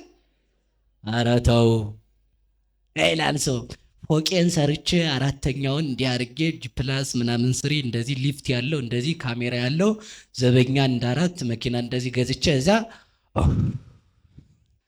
አለቀ ማለት ነው። እናዚህ እዛ እንደዛ አድርገህ ሰርተህ ብትቀመጥ እዚህ ቤት ግብር ደርሷል አያስተኛም፣ አያሳርፍም። ይጉን እንዲያ ደግሞ 2 መኪና ቢኖርህ ደግሞ ትራፊክ ያዘበኛውን እዚህ ቦታ ከሄደ አገቱት ሌላ ማለት ስለከዛ ደግሞ ይሄን ማኔጅ የሚያደርግልኝ የማይሰርቅ ሰራተኛ። አንተ ሰርቀህ ገዝተህ የማይሰርቅ ሰራተኛ ከየት ነው የሚመጣው? አንተ እኮ ሰርቀህ ነው የገዛው። ሰርቀህ ገዝተህ የማይሰርቅ ሰው ምፍለጋ ማለት እንዲህ አይነት አይቻልም። አዛኝን ምሬን እኮ ነው። ስለዚህ ተመልከቱ፣ ገንዘብ በራሱ ምን አይሰጥም? ሰላም አይሰጥም። ገንዘብ ሰላም ይሰጣል? ያ የምንከለከልለት ተመልከቱ፣ ጸሎት አቋርጠን፣ ኪዳን አቋርጠን፣ ቅዳሴ አቋርጠን፣ ጨለማ ለብሰን፣ ውርጭ ተመተን፣ ሰው ሰድቦን፣ ግጠም ቢሆን የምታመጣው ነገር ባዶ ነው። በመጽሐፍ ይኸውላችሁ አንድ ታሪክ አለ። በአንድ ታሪክ ሰውየው ባለሀብት ነው። ሌሊት ሙሉ እንቅልፍ የለው። ባለሀብቶች እንቅልፍ አላችሁ? ነገ ምን ይፈጠር? የትኛውን ፎቄን ያፈርሱት? ስንት ግብር ይጨምር ይሆን? ለሰራተኛ ስንት ከፍዬ መከራ። ዝም ብለህ በልተህ እንዳትኛ ማለት ነው። ገንዘብ ሰብስበህ በመከራ ተወረርክ ማለት ነው። ይኸውላችሁ እየሰማችሁ ነው ብዬ አስባለሁ። ሰውየው ሌሊት ሙሉ ለገሬ ሰራተኛ ምን ልስጥ፣ መኪናው እንዴት ይሆናል ምናምን እያለ ሌሊት ሙሉ ሲያስብ ያድራል። ዘበኛው ጠብቀኝ ተብሎ በሩ ላይ ተቀምጦ ይላል። ባለሀብቱ ብቅ ሲል ዘበኛው ተኝቷል። አንተ ዘበኛ ተነስ። እሺ የመጣ ሌባ የለም መብራት አበራው እያበራ ያታርጎት። ከዛ ባለሀብቱ ሲገባ ተኝቷል ዘበኛው። ማን ነው ዘበኛው? ዘበኛው ማን ነው? ማንኛው ነው? ባለሀብቱ ነው ዘበኛው። አሁን ተመልከቱ። እዚያ በኋላ ሰውየው ጨነቀውና ቆይ ግን ባለሀብት ነኝ ብዙ ነገር እንደው ሆዳም ማን ነው ከድሃና ከባለሀብት? በሞቴ ሆዳም ሳይሆን በደንብ በልቶ ጤነኛ ሆኖ የሚኖር ማን ነው? በሉ እንጂ ንገሩኝ። ባለሀብት ነው አይደል? ባለሀብቱማ እናቴ ሱካሪ ይዞት ምናምን የተመጠነ ምግብ ነው የምበላው እያለ ደም ግፊት እንዳይዘው እዛ የተመጣ 18 ሰዓት ሲጾም የቤተ ክርስቲያንን አያከብርም ነበር። አሁን ዶክተር አዞት 18 ሰዓት ግፊት እንዳይመጣ ቀድሞ አልጾምማ። 18 ሰዓት እኮ ጾም ተብለህ ነበር። አሁን ዶክተር ስላዘዘ ለጤንነት ሲባል ይጾማል። እየሰማችሁ ነው አይደል? ሴቶቹ ደግሞ ለሸፒያችሁ ብላችሁ ስትጾሙ እዚህ እንዳታወጡ ቦርጭ፣ ከዛ ለቅርጽ ብላችሁ ስፖርት ስትሰሩ ብትሰግዱ እኮ ጥሩ ነበር ማለት ነው። ያን ያህል እንደዛ ድብልብል አትሆንም ነበር። ተስተካከሉ። ብትሰግዱ ቅርጽ ይኖራችሁ ነበር፣ ብትጾሙ አትወፍሩም ነበር ማለት ነው። ስግደትን የቅርጽ ማውጫ አረከው ብላችሁ እንዳትሉሽ፣ እንደዚህ አይደለም ያልኩት። እኔ ግን ለማለት የፈለግኩት በልተው እንደዚህ ቅጥ ያጣ ኩንታል ሲመስሉ እንደገና ጅም ቤት መግባት ይፈልጋሉ ማለት ነው። ከዛ መላካቸው ጠዋት ተነስተው የጅም ሰዓት እንዳያልፍ ኪዳን እኮ አትመጭም፣ ጅም ቤት ነው የምትሮጩ ማለት ነው። ስለዚህ ተቀድመን ምን ማለት አሰሙም። ስለዚህ ተመልከቱ፣ ሀብት በራሱ ምን ያመጣም? ሰላም ያመጣል። እዚያ ሰውየው በጣም ከጨነቀው በኋላ በቃ ለዚህ ሰውዬ ምናልባት ይኸውላችሁ፣ በነገራችን ላይ መንፈሳዊ ሐሳቡ ምንድነው? በሽታን ማወቅ ከሕክምና በላይ ነው። የመጀመሪያ በሽታን ካወቀው ከዛ በኋላ መድኃኒት ይገኝልሃል። በሽታውን ያላወቀ በሽተኛ ነው አገር የሚያበላሸው። እናሳክም ስትሉት ጤነኛ ነኝ ደግሞ እንቅልፍ የሌለው በሽተኛ ማለት ነው። እየሰማችሁ ነው? ሰላም የሚነሳችሁ ነገር ካለ እርግጠኛ ልንገራችሁ የሆነ በሽታ አለ ማለት ነው። ያ በሽታ ምድራዊ ኃይል የሚፈታው አይደለም። እንግዳ ማን ነው? እግዚአብሔር የሚፈታው ብቻ። አጠራቅመህ በልተ ሰላም የማይሰጥህ ከሆነ ወዳጅ መጾም አለብህ። መድኃኒት እሱ ነው። መጾም ስትጀምር የመብልን በሽታ ትቃወማለህ ማለት ነው። እንድንቃወም መድኃኒዓለም ይርዳን። ከዛ የሰውዬ አጥንቶ እኔ ሀብት አለኝ እሱ ድሃ ነው ለምን ሰላም ያገኛል አለና ብር ሰጠው ለሰውየው። ምን ሰጠው? እየሰማችሁ ነው አይደል? ደሞዙን ጨመርመርመር አረገና እንካ እንግዲህ ሲለው ያዘበኛ ሌሊት ሙሉ ቀድሞ ሲጠበቅ ነበር የሚያድረው። አሁን ያን ብር ይሄኛው ቁምጣ መግዣ፣ ቁምጣ ታውቃላችሁ አይደል? የድሮ ቦላሌ፣ እሺ በእናንተው ቋንቋ ሱሪ መግዣ፣ ይሄኛው ጫማ፣ ይሄኛው ሸሚዝ፣ ለኮት የለኝም ማለት ነው። ቆይ ሲል ገበያ ስንት ገብቷል ያለ ሌሊት ሙሉ ኳልኩሌት ሲያደርግ ነገር ጠዋት ጎገግ አለ ማለት ነው። ሰውየው ሲያዳምጠው ሌሊት ሙሉ ትግል አድሯል ሰውየው። ለካ እኔን እንቅልፍ የነሳኝ ብር ነው፣ ቆይ ልጨምርለት አለ። ከዛ ጨመረለት በዛ አድርጎ ማለት ነው። 1000 ብር ሰጥቶት እንደሆነ 2000 ብር አድርጎ ሰጠው። ከዛ እሺ አሁን የነጠላ ተሟላ፣ የኮት ተሟላ። አሁን ደግሞ ለእናቴ ደግሞ ቀሚስ መግዣ፣ አሁን መቀነት መግዣ አጣሁ፣ ደግሞ ሌላ አደረ ማለት ነው። እንደዚህ እያለ ሲል ያ ሰውዬ በበነጋውን ብሩ ጨመረለት። ከዛ ምን ገዛ መሰላችሁ? ሰውየው ከሱሪ ከምን ወጥቶ አይ ልብስ ይቅርብኝ ቤት ልግዛ፣ ቤት እገዛለሁ አለ። ቤት አሰበ። ከዛ ቤቱ ተሟልቶ ደግሞ ምን ጎደለው መሰላችሁ? መኪና ቢኖረኝ ግን ይሄኛውን በዳብ ገዛው ከባንክ አያይዤ ምናምን እያለ ሌሊት ሙሉ አደረ። አሁን ሰውየው እንቅልፍ ተኛ አልተኛም። ከዛ ያ ባለ ሀብት ሰውዬ ከዛ በኋላ የመኪና ጨመረለት። እየሰማችሁ ነው? መኪናውን ለማላስዘው ሌላ ችግር መጣ ማለት ነው። ከዛ በኋላ ባለ ሀብቱ ሁሉንም ሀብቴን ሰጥቻለሁ ቻው ብሎ ቤቱን ለቆ ወጣ። ከዛ ሲወጣ ያ ሰውዬ ምን እንዳለ ታውቃላችሁ? አንተ ሰውዬ እንቅልፌን የወሰድክብኝ አንተ ብር ከሰጠው በኋላ ነው፣ ብርህን ያውልህ እንቅልፌን አምጣ ብሎ ወሰደ ማለት ነው። ሰው ሀብት ስላለው ሰላም እንቅልፍ የለውም አለው። ሰው ሰላም እንቅልፍ ከማን ብቻ ሲሆን ነው? በሉ ንገሩኝ እንጂ ባለ ሀብቱ በራሱ ሲከስር ራሱ እሪ እኮ ነው የሚለው። ሲከስር 100 ብር ከጠፋበት አንድ ሰውዬ ነው አሉና 10 ሳንቲም ጠፍተው ነው ሞቷል። ሰውዬው ሞቷል። ስለማታውቁት እናንተም አትናገሩም ብዬ አስባለሁና 10 ሳንቲም ስትጠፋው 10 ብር ከፍሎ አስፈለገ። 10 ሳንቲም ማለት ምን ነው ብለውታል። ያቺ ያለ ስራ ነው የጠፋችው አላሉ። ሰው የጠፋውን ተመልከቱ ለመፈለግ ብዙ ወጪ ያወጣል አሁን ማለት ነው። የሚያልፍ ዓለም ለመፈለግ እኮ ነው ኢነርጂን የጨረስከው ማለት ነው። ስለዚህ ምንድነው ልትለን የፈለግከው ካላችሁ ሀብት ሲከስር እንኳን ኢዮብን ተመልከተው። እግዚአብሔር ወሰደ እግዚአብሔር ሰጠኝ በሉ እስኪ። እግዚአብሔር ወሰደ በሉ እግዚአብሔር ሰጠኝ። አማኝ ስትሆን ይህም ማለት ትጀምራለህ። ሀብት ቢጠፋ ቢመጣ ምን አስጨነቀን? ከመጣ እሰይ፣ ከጠፋስ በሉ እሰይ በለው መልሳችሁ። እሰይ እንኳን ጠፋ። ለምን? ያ የመንግስተ ሰማያት መግቢያ ነው እንጂ መንግስተ ሰማያት አይደለም። ሀብት ለመንግስተ ሰማያት መስፈርት ስላልሆነ፣ ስለዚህ ምንን መቀደስ በሉ ፍላጎትን በሉ እንጂ ምኞትህን የሚቀድሰው ማለት ተመልከቱ።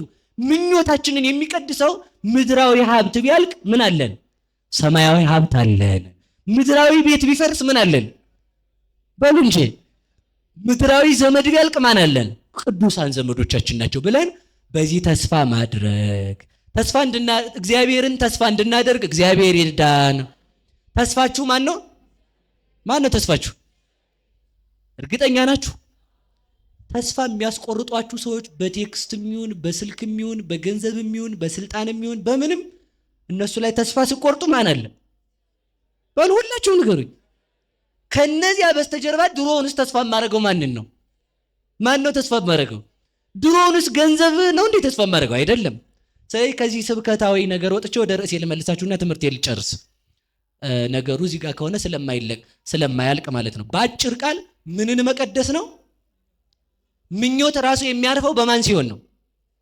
በሉ ንገሩኝ። ሰው የሚፈልገው የማያልቅ ሀብት ነው የሚያልቅ ሀብት የምትፈልጉት እናንተ ራሳችሁ። ባለ ሀብት መሆን ስትፈልጉ አንድ ቀን ከብራችሁ ነገ መደየት ነው። ምንም አይል ነው የምትፈልጉት። የማያልቅ ከፈለጋችሁ የማያልቅ ማን ነው? በሉ ንገሩኝ። ገንዘብ መኪና ይገዛል፣ ገንዘብ ጤና ይገዛል። እግዚአብሔር ግን መኪና ይሆናል አይሆንም? ይሆናል እንዴ! ወደ ያለ ምንም እኮ በአየር ላይ በክንፍ እንድትሳፈፍ የሚያደርግ እግዚአብሔር ጤና ነው። እግዚአብሔር ምግብ ነው። እግዚአብሔር ልብስ ነው። እግዚአብሔር ሀገር ነው። እግዚአብሔር ሰላም ነው። እግዚአብሔር ንጉሥ ነው። እግዚአብሔር ሕይወት ነው። እግዚአብሔር መድኃኒት ነው። እግዚአብሔር ብርሃን ነው። እግዚአብሔር ዘመድ ነው። እግዚአብሔር ሁሉ ነገር ምን የማያልቅ ሀብት ማን ነው? በሉ ንገሩኛ። የማያልቅ ሀብት እግዚአብሔር ነው። ለዚህ ነው የኢትዮጵያ ነገስታት እና አፄ ምኒልክ ምን ብለው መሰላችሁ ሰይፋቸው ላይ የጻፉት? የምኒልክ ተስፋው እግዚአብሔር ነው። የምኒልክ ተስፋው ማን ነው? የእኛስ ተስፋ ማን ነው? በሉ እንጂ ንገሩኝ። ተስፋው እግዚአብሔር ነው። ተመልከቱ። የሰው ልጅ ተስፋው እግዚአብሔር ከሆነ ምንም ተስፋ የሚያስቆርጠው ነገር የለም። በሰው ተስፋ ካረግ ሰጥቶ ይቸግረዋል። ሰጥቶ ይሰለቻል። እግዚአብሔር አይቸግረው። እግዚአብሔር አይሰለች። ሰው ሰምቶ ይሰለቻል። እግዚአብሔር ሰምቶ አይሰለች። ሰው ተመልከቱ አይቶ አይኑ ይዝላል። ሰው ተመልከቱ ሰምቶ እንኳን ባይሰለች ሲተኛ መስማት ያቆማል። አያቆምም? አታቆሙም እናንተ ስተኙ? እግዚአብሔር አይተኛ። መቼ ነው የማይሰማን ታዲያ? ተስፋችን እግዚአብሔር ነው እንጂ ወታደር ቢጠብቅ 2 በግ የሚበላ በለው፣ ጋርድ በለው፣ ቲኳንዶ የሰለጠነ በለው፣ አየር ወለድ በለው፣ ኮማንዶ በለው፣ ባህር ኃይል በለው፣ ምናምን በለው፣ ኒውክሌር ታጣቂ በለው ብሎ ዞሮ ይተኛል። አይተኛም? ያም ባይሆን ብሎ ይሞታል። አይሞትም? ጠባቂ ግን ማን ነው? የማይሞት የማይተኛ የማይሰለች የማይደክም። በሉ እንጂ ስልክ ካልደወልክ እናንተና ሊሰሙ አይችሉም። እዚህ ሰፈር እንዲህ ያለ ወንጀል ተፈጥሯል ካላልክ ማለት ነው። እግዚአብሔር ግን ማመልከቻ ያስፈልገዋል። ተስፋ ማድረግ እግዚአብሔርን ነው። ማን ነው ተስፋ? እግዚአብሔር ብቻ ተስፋችን ስለሆነ ተስፋችንን በእርሱ ላይ እንድናደርግ እግዚአብሔር ይርዳን።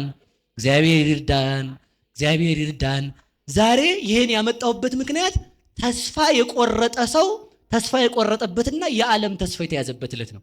የመጨረሻው ንግግር እኔ ይሁዳ ምን ያለበት? ተስፋ የቆረጠበት በሉ እንጂ። እኛ ደግሞ ተስፋችንን ምን ያልንበት? ሰው ተሳሳተ የሚባለው ልብ በሉ፣ ትልቅ ኃጢአት ሰራ የሚባለው ሲሰርቅ አይደለም፣ ሲዘሙት አይደለም። ሰይጣን ደስ የሚያሰኘው ትልቅ ኃጢአት ምንድን ነው? ኢየሱስ ክርስቶስን መሸጥ አይደለም።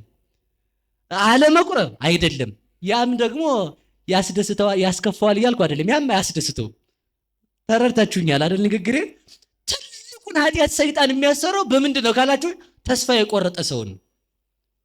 ምክንያቱም ብሰርቅ በምን ትመለሳለህ? በሉ ንገሩኝ እንጂ በንስሐ። ተስፋ ከቆረጥክስ አትመለስም። አያት ተስፋ መቁረጥ በጣም ከባድ ነው። ክርስቶስን ብሸጥ በምን ትመለሳለህ? ሽጡ አላልኩም፣ አደራ አደራ። በምን ትመለሳለህ? በንስሐ። ይሁዳ ክርስቶስን ሸጦ ነበር አልሸጠም? ከዛ በኋላ ዛፏ ንስሐ ግባ ብለው ነበር አላለችውም? እሱ ግን ምን አለ? ጌታዬን ስለሸጥኩ ምን አለንም? አልገባም። አይ ተስፋ መቁረጥ የሚባለው ትልቅ ኃጢአት በዓለም ላይ የሚባለው ተስፋ መቁረጥ ነው። ተስፋ መቁረጥ ትልቅ ኃጢአት ነው። ለምን? እግዚአብሔር አይምረኝም ብሎ ማሰብ ማለት። እግዚአብሔር ይምረናል አይምረንም? በሉ እንጂ። እሳት ቀዝቅዞ ያውቃል አያውቅም? ያውቃል ያውቃል። እግዚአብሔር ተመልከቱ ተከፍቶ አያውቅም። እሳት ጨልሞ ያውቃል አያውቅም? የእግዚአብሔር ፍጹም ባህሪው እኛ ኃጢአት በሰራን ጊዜ ብሎ የሚያየን አይደለም። እሺ የሆነን ሰውዬ አንድ ጅላጅል ብላችሁት እንዴት አደርክ ስትሉት ደህና ነህ ይላል ማለት ነው። እኛ ኃጢአት ሰርተን እግዚአብሔር እንዴት አደርክ አባቴ ሆይ ማረኝ ስንለው መጣህ ሰውዬ አይልም ይላል። ማስረጃ ካላችሁኝ አዳም ዕፀ በለስን በልቶ ጌታ ምንድን ነበር ማለት የነበረበት? ሰውዬ የት አካባቢ ነህ ነበር ማለት ያለበት አይደል? ስሙን ቀይሮ ማለት ነው። እሱ ግን ምንድን ነው ያለው? አዳም ወዴት ነህ? እንደውም እንዳላየ ሰው የት ሆንክ እያለ ማለት ነው። አያችሁ ታዲያ እግዚአብሔር ስንበድለው ራሱ ስም ራሱ አይቀይርም። ያው ገብረ ማርያም ከሆንክ ገብረ ማርያም ልጅ ይላል። ስለዚህ ምንድን ነው ለማለት የፈለግኩት? ተስፋ አለመቁረጥ። ምን አለ ማለት? በሉ ንገሩኝ እንጂ በማን ተስፋ አይቆረጥም? በማን አይቆረጥም? ይሁዳ ተመልከቱ። ሰይጣን ትልቅ አሁን ሰይጣን የመጀመሪያው ሁለት ሰይጣኖች ናቸው ያሉት። ሁለት ሰይጣን በሥራ ምድብ ሲመደቡ ማለት ነው። አንደኛው ኃጢአት የሚያሰራ፣ አንደኛው ምን የሚል ንገሩኝ እንጂ። ሁለተኛው ኃጢአትን ከሰራም በኋላ ተስፋ የሚያስቆርጥ ምን የሚል? ኃጢአት ስንሰራ አይዞህ ጀግናው አይዞህ እንዴ መንግስተ ሰማያት የሚያስመስላት ማለት ነው ኃጢአት ማለት ነው። ያን እንጀራ እዚህ ጋር ቀርቦ ስናየው እንጀራ እንደው አግኝተን ጉርስ ያደረግነው ጊዜ ወይ የሚያስብል አይነት ማለት ነው። አላያችሁትም? ሰውየው አንተ ጅል ብሎ ከሆነ ቆይ የትኛውን ልስደበው አንተ ልክስክስ ብሎ ያንን ተሳድበው ስጨርስ የወርቅ ሻምፒዮን የምታገኝ የወርቅ ዋንጫ የምትሸለም ያስመስላል ማለት ነው። ከዛ በኋላ የተሳደብከው ስድብ ራሱ እንዳነሰው ይነግራል። እንዳነሰው ሰምታችኋል አይደል? የሰራነው ኃጢአት ያ ስድብ እንዳነሰው ይነግርና ልጨምርልህ ቆይ ትደግመዋለህ። ከዛ በኋላ ምን ያደርጋል? ህሊናህን ባዶ ያደርገዋል። ተስፋ አስቆረጠህ ማለት ነው። ኃጢአትን እንድትሰራ ይገፋና ኃጢአት ከሰራ በኋላ ይቀበልና እግዚአብሔር አንተን አይምርህም ይላል። ማንን አይምርህም? እየሰማችሁ ነው? መቼም ትሰራላችሁ አይደል? ኃጢአት እኔም እሰራለሁ። አይዟችሁ ትሰራላችሁ አይደል? ያን ሰርተን እንኳን መቁረብ ጸሎት ለማድረግ ፈርታችሁ አታውቁም? ኧረ በስመ አብ በቃ ከሰርኩ እኮ እኔ ከሰርኩ በቃ መጸለይ አይገባኝም ይላል ሰው። አያችሁ አይደል? አንድ እሱ። ሁለተኛ እንደው ድንገት በርትታችሁ ስዕሉ ፊት ከቆማችሁ ህሊናችሁ ባዶ ሆኖ ስዕሉ ፊት እርኩስ እንደሆናችሁ አይሰማችሁ? ስታዩት ስላድኑ እኔ ተው በቃ ዝም ብለህ ተው ይላል ሰው ማለት ነው። ንቃ ነው። እንደዛ የሚያደርግ ተነስተ እንዳትመለስ ስለሚፈልግ ነው ሰይጣን። ስለዚህ እግዚአብሔር እንደውም እኮ ተመልከቱ፣ እግዚአብሔር ማንን ይወዳል ካላችሁ ኃጢአተኛን። ሲበሉ ኃጢአተኛን በሉ። በሰማይ ደስታ የሚደረገው ስለ አንድ ምንድን ነው? ኃጢአተኛ መመለስ አይደል ያለው? ስለ አንድ ኃጢአተኛ መመለስ ከተደረገ እግዚአብሔር ኃጢአትን ሳይሆን የሚወደው ማንን ነው? ኃጢአተኛውን። አንድ እናት የምታዝነው ከጤነኛ ልጇ ይልቅ ለማን ነው? በሉ እንጂ ንገሩኝ። እናንተ ለበሽተኛው ካዘናችሁ እግዚአብሔር ለኛ አያዝንም ወይ? ስለዚህ ለዚህ ሁሉ ሰው ማን ያዝናል? በሉ ንገሩኝ። ተስፋ መቁረጥ ሲይዛችሁ ማን ያዝንልኛል? እግዚአብሔር አሁንም ይወደኛል። እናቴ እንኳን አባት በግ እንደው ተመልከቱ በግ አሁን ለምሳሌ ሞባይሉን በከተማ ቋንቋ ልናገር፣ በከተሜው ልጅ ሞባይሉን አሰርቆ ቢጠፋ በዛው የ1 ሚሊዮን የ500 ሺህ ነው የስንት ሺህ ነው አላውቅም፣ ብቻ አልተራ የሚባለው ስንት ብር 200 ሺህ ብር። እሱም ቢያጠፋ አባትየው ትናደዳላችሁ አትናደዱም? እናት አባት በሉ ንገሩኝ። ልጁ በዛው ቢጠፋስ ንገሩኝ እንጂ። ኧረ ለምን ጥንቅርሽ? ከልጁና ከሞባይሉ ማን ይጥፋ? እስኪ ሞባይሉ የምትሉ ኧረ ተው። ልጁ መጥቶ በር ስር ቁጭ ብሎ ሞባይሉ እንደጠፋ ሞባይሌ ጠፍቷል ብሎ ለእህቱ ቴክስት አድርጎ በቃ ሞባይሌ ስለጠፋ ቤት አልመጣም አባቴ ስለሚገለኝ ብሎ ቴክስት አድርጎ ሰፈር ቁጭ ብሎ ቢሆን አባትዮ አሳየዋለሁ ሲመጣ አንገቱን ቢል ልጁ ይገኛል ወይ? ታክሲ የት ነው ያለ ነው የሚለው፣ ይሄዳል ማለት ነው። ግን ኧረ እንደው ሞባይሉ ይጥፋ ብቻ ልጅ ይገኝ ካለስ እዚህ ነኝ ባባ እዚህ ነኝ ሞባይሉ ይጥፋ ካለ ምን አገባኝ ነው። ተመልከቱ፣ እግዚአብሔር የሚፈልገን ማንን ነው? በሉ ንገሩኝ እንጂ። እናንተ ኑ እኮ ነው ያለ። ኃጢአት ሰርታችኋል፣ አዎ ብትሰሩም ደግሞ ኑ አለ። ተመልከቱ፣ እግዚአብሔር ሁላችንንም በንስሐ ይመልሳል። ስለዚህ ተመልከቱ፣ ትልቁ በሽታ ሰይጣን ምን ማድረግ ነው? አንተ አድንም በሉ እስኪ አንተ አድንም በሉ ካለ ምን ማለት አለብህ? እግዚአብሔር አባቴ ነው በሉ። እግዚአብሔር አባቴ ነው። ቁስ አጥፍቼ እኔን እንድጠፋ አይፈቅድም። ይፈቅዳል?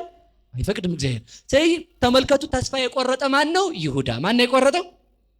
ስለዚህ ምኞታችሁን ቀድሱ ማለት ተስፋችን ማን ነው ማለት ነው? የማይቆረጥ ተስፋ ማን ነው? የማይቀየመን ማን ነው? ጽድቅ ስሩ ያለን እኮ እሱ ሊደሰት ፈልጎ አይደለም፣ እኛ እንድንጠቀም ፈልጎ ነው። የመንግስተ ሰማያት ብገባ ባልገባ ምን ያደርግለታል ጊዜ? እስኪ ንገሩኝ፣ ምን ያደርግለታል ነው? ልንዋጋለት ነው አይደል? ይጓን ተሰብስበን ቤተክርስቲያን ስሩ ሲባል እዚህ ጋር አጥረን ቤተ መቅደስ ሰው እንዳይገባ በቃ እዚህ ጋር ይታጠራል ምናምን ስንል ዘበኛ የምናቆመው ሰው እንዳይገባ ይመስለዋል ሰው።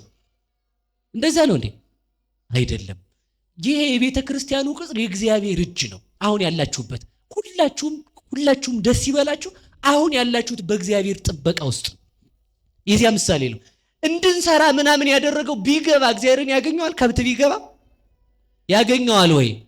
በመንግስተ ሰማያት እንደዚህ እኔ በምጠብቃት ስፍራ አኖራችኋለሁ ነው ያለን። ሁላችንን የሚያኖረን መድኃኔዓለም እና ይሁዳ ተስፋ ቆረጠ። በማን? በፈጣሪው ላይ። መቼ? ዛሬ ዓርብ ቀን ተስፋ ከቆረጠ በኋላ ምን አደረገ መሰላችሁ? ሰይጣን ክርስቶስን በማሸጡ ደስ አላለውም። ለምን? ክርስቶስን ቢያሸጥም ንስሐ ከገባ ምን ይላል? ማምለጥ ይችላል። አይችልም? ኃጢአት የሰራ ሰው ይፈረድበታል አይፈረድበትም? ይፈረድበታል። መዳን የሚችለው በምን መስመር ነው? ኃጢአት ቢሰራም ሰው ተስፋ ካልቆረጠ የማን መሆን አይችልም? በሉኝ እንጂ ንገሩኝ፣ የማን መሆን አይችልም? እግዚአብሔር ጥያቄ ልጠይቃችሁ። ሰይጣን የሰውን ክፋት ለቅሞ እንደሚያስኮንን እግዚአብሔር ደግሞ ደግነት ለቅሞ ያጸድቃል። ሰምታችኋል አይደል? የሰው ክፋት የምትለቅሙ ሰዎች አፍንጫችሁ፣ ቁመታችሁ፣ ትከሻችሁ ታይቶ ቁርጥ ሰይጣን ማለት ነው። ምንም ጥያቄ ነው። የሰው ደግሞ ደጉን ለቅማችሁ የምትታረቁ ደግሞ አፍንጫችሁ፣ ቁመታችሁ፣ ትከሻችሁ ታይቶ ቁርጥ ማለት በሉ እንጂ ንገሩኝ። ስለዚህ ምን ልቀሙ? አሁን ለቀማ ምን እንልቀም? ደግ በሉ እንጂ። እሺ አሁን ደግ ነገር ከለቀማችሁ ከሚስታችሁ ጋር ትጣላላችሁ? በሉ ተናገሩ እንጂ። ዛሬ አንተ ጅላጅል የታምሽታ ነው የመጣ ስትል የተጋባኝ ጊዜ እኮ አርጋ በቃ የኔ ፍቅር ስትለኝ በቃ ሲል ሰው ምን ይላል? ጠፋ ማለት ነው። አረ በዛ ቀንም አላከበረችኝም፣ ስመጣ ብድግ አላለችም፣ አናቷን ነው ምልካላ ቁርጥ ሰይጣንን ይመስላል ማለት። ስለዚህ ተመልከቱ፣ ሰው ራሱ መኖር የሚችለው እንደማን ሲያስብ ነው? በሉ እንደ እግዚአብሔር በሉ እንጂ። እንደ እግዚአብሔር ካሰባችሁ ምን ማለት ትችላላችሁ? መኖር። እግዚአብሔር የሚያድነን ክፉን ለቅሞ ቢሆን አንድንም እንድናለን። እስኪ የሰራነውን ደግ ቁጠሩት። ስንት ቀን ሰርታችኋል ደግ? ኧረ 1 ደቂቃ፣ እውነት 1 ደቂቃም አልሰራንም። ስለዚህ እግዚአብሔር ምኑን ይፈልጋል መሰላችሁ? እግዚአብሔር ሰውን ለማዳን ምክንያት መፈለጉን የምናውቀው ውሃ እንኳን ስጡኝ ማለት ነው። ምን ስጡኝ አለ? በሉ እንጂ ንገሩኝ። ሰይጣን ደግሞ የውሃ ያክል ክፋት ካገኘ መዝግቦ በዚህ ቀን እኮ ገሌን እንዲህ ብሎ አይቷል ብሎ ይመዘግባል። እግዚአብሔር ደግሞ ያችን ምክንያት አድርጎ ደግሞ በጽድቋ ይምረናል። እግዚአብሔር ሁላችንንም ይማረን ብያለሁ። ላሳጥር፣ በጣም ሰዓት የለም አልቋል መሰል ሰዓቴና አንድ ነገር ብቻ ልናገርና ላሳጥርና ይሁዳ የመጨረሻ ምንድነው ያጋጠመው መሰላችሁ? ክርስቶስን ካሰቀለ በኋላ አልድንም የሚለው ሐሳብ ውስጥ ገባ። ምን አለንም? ይሄ በሞት ያፈርሰው አልድንም አትበሉ። እግዚአብሔር የሞተው እኮ እኛን ለማዳን ነው አይደለም? ነው ለሌላ አካል ነው የሞተው። እግዚአብሔር የሞተው ለኃጢአተኞች ነው። ስለዚህ ያድነናል። ስለዚህ ምን አደረገ? ከሸጠ በኋላ መጨረሻ ላይ ቅዱስ ኤፍሬም ሲተረጉመው እንዲህ ይላል፣ ሰይጣን ከክርስቶስ ሐዋርያ ይሁዳን ቢወስድ ክርስቶስ ከሰይጣን ሐዋርያ ፈያታዊ ዘየማንን ወሰደ ይላል። ሰይጣን ማንን ወሰደ? በሉ እንጂ ይሁዳን ሲማርክ ክርስቶስ ደግሞ ማንን ማረከ? ፈያታዊ ዘየማንን ማረከው ማለት ነው። ሐዋርያ ያደረገው በሰማዕትነት እኮ ነው የሞተው ታውቃላችሁ። ፈያታዊ ዘየማን ከሞተ በኋላ ተነስቶ ስለ ክርስቶስ መስክሮ በሰማዕትነት ነው የሞተው። ስለዚህ ተመልከቱ፣ ወደ መጨረሻው ላምጣችሁ። ይሁዳ ማን ነው? ሰይጣን እንደ ጦረኛ ሰው ነው ይላል ቅዱስ ኤፍሬም። የመጨረሻዬ ነው። እንደምን ሰው ነው በሉ እንጂ ንገሩኝ። ለምሳሌ ወታደር ምን ያደርጋል መሰላችሁ? ምሽግ ይይዛል። ምሽግ ይይዝና ሲያበቃ ይታኮሳል እስከሚችል ድረስ ሽፋን እየሰጠ እንዳይቆረጥ ማለት ነው። ከኋላ ከተቆረጥክ ችግር ነው። መቆረጥ ጀርባን ያስመታል ማለት ነው። ገብቷችኋል አይደል? ስለዚህ እንዳይቆረጥ ይታኮስና ጠላት እየገፋ ከመጣ የመጀመሪያ የሚወስደው እርምጃ ልንገራችሁ፣ የያዘውን መሳሪያ የሚችለውን ተሸክሞ ማሸሽ፣ የማይችለውን ማቃጠል። ሰምታችኋል አይደል? የማይችለውን ምን ማለት ነው? ማጥፋት። ለምን? በዚያ መሳሪያ ጠላት ካገኘው ማንን ይመታል? በሉ እንጂ ንገሩኝ። ሰይጣን መሳሪያ ያደረጋቸውን ሰዎች ከቻለ ኃጢአት ያሰራል። የመጀመሪያ ኃጢአት ካሰራቸው በኋላ የመጨረሻ የሚያደርገው እነሱን ማጥፋት ነው። ለምን? ቢመለሱ ማንን ያጠፉታል? ማንን ይዋጋሉ? ፈያታዊ ዘየማን የማን ወታደር ነበር? ሰይጣን በኃጢአት ማርኮ ወንበዴ አድርጎት ይኖር ነበር አይደል እንዴ? ክርስቶስ ከማረከው በኋላ መልሶ ማንን ነው የወጋው? በሉ እንጂ ሰይጣንን በሉ እንጂ። ጲላጦስን ያሳመነው ማን ነው? ፈያታዊ ዘየማን በሉ እንጂ። አራት አቁም መሰል እናንተስ። ፈያታዊ ዘየማን ነው። ይኸውላችሁ ምን አለ ጲላጦስ? ክርስቶስ ከተነሳ በኋላ ሄደና የመቃብሩን ሰበን ሲያሸተ የክርስቶስን የተገነዘበትን ሽታው በጣም ሸተተው። ከሞተ ሰው መቃብር በሶስተኛ ቀን ብትሄዱ ከደሙ ክርፋት ይገኛል እንጂ ሽታ ይገኛል? መቃብራችንን ቀድሶ ስለነበር ጥሩ ሽታ አገኘ። ጌታዬ ተነስተዋል። ይኸው መቃብሩ እንኳን ሽታው እንደዚህ እየፈወሰ እያወደ ነው፣ ልቤን ሰርቆታል አላቸው። አንተ ዝም ብለህ ነው አሉት። ከዛ በኋላ መቶ አለቃው መጥቶ ነበርና እስኪን የምላ ሽታው ብሎ ጠጋ ሲያደርገው አይኑን ሲነካው አይኑ በራለት። በማን? በጌታ መግነዝ። ከዛ በኋላ ምን አሉት? እናንተ ውሸታችሁን ነው፣ ጌታ አልተነሳም ብለው የፈያታዊ ዘየማንን መቃብር አሳዩ። ማን ነው ብለው? ክርስቶስ ነው ብለው። ከዛ በኋላ ጲላጦስ ምን አለ? አቤቱ ጌታዬ ሆይ እኔ እንደተነሳ አምኛለሁ፣ አምናለሁ። ይሄን ወንበዴ አስነሳውና ይመስክርባቸዋል። ከዛ በኋላ ጲላጦስ ጸልዮ አሜን ሲል ወንበዴው ከመቃብር አፈፍ ብሎ ተነሳና እኔ በቀኙ የተሰቀልኩ ፈያታዊ ዘየማን ነኝ ሲል ተመልከቱ። ማንን ሰበከ? ክርስቶስን። የዚያን ጊዜ እዛ ያሉት ሰዎች መቶ አለቃው ይህም ፈያታዊ ዘየማን ሲሰቀል አይቻለሁ፣ እኔ በክርስቶስ አምኛለሁ አለ።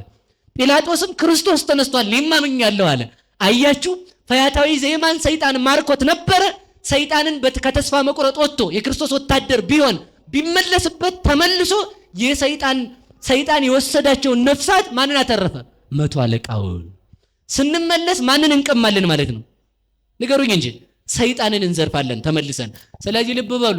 ይሁዳን ምንድነው ያደረገው ካላችሁኝ፣ ወታደር መሳሪያውን እያቃጠለ እንደሚሄድ ይሁዳን ሰይጣን ምን አለው? በተስፋ መቁረጥ ሰበረው። ለምን?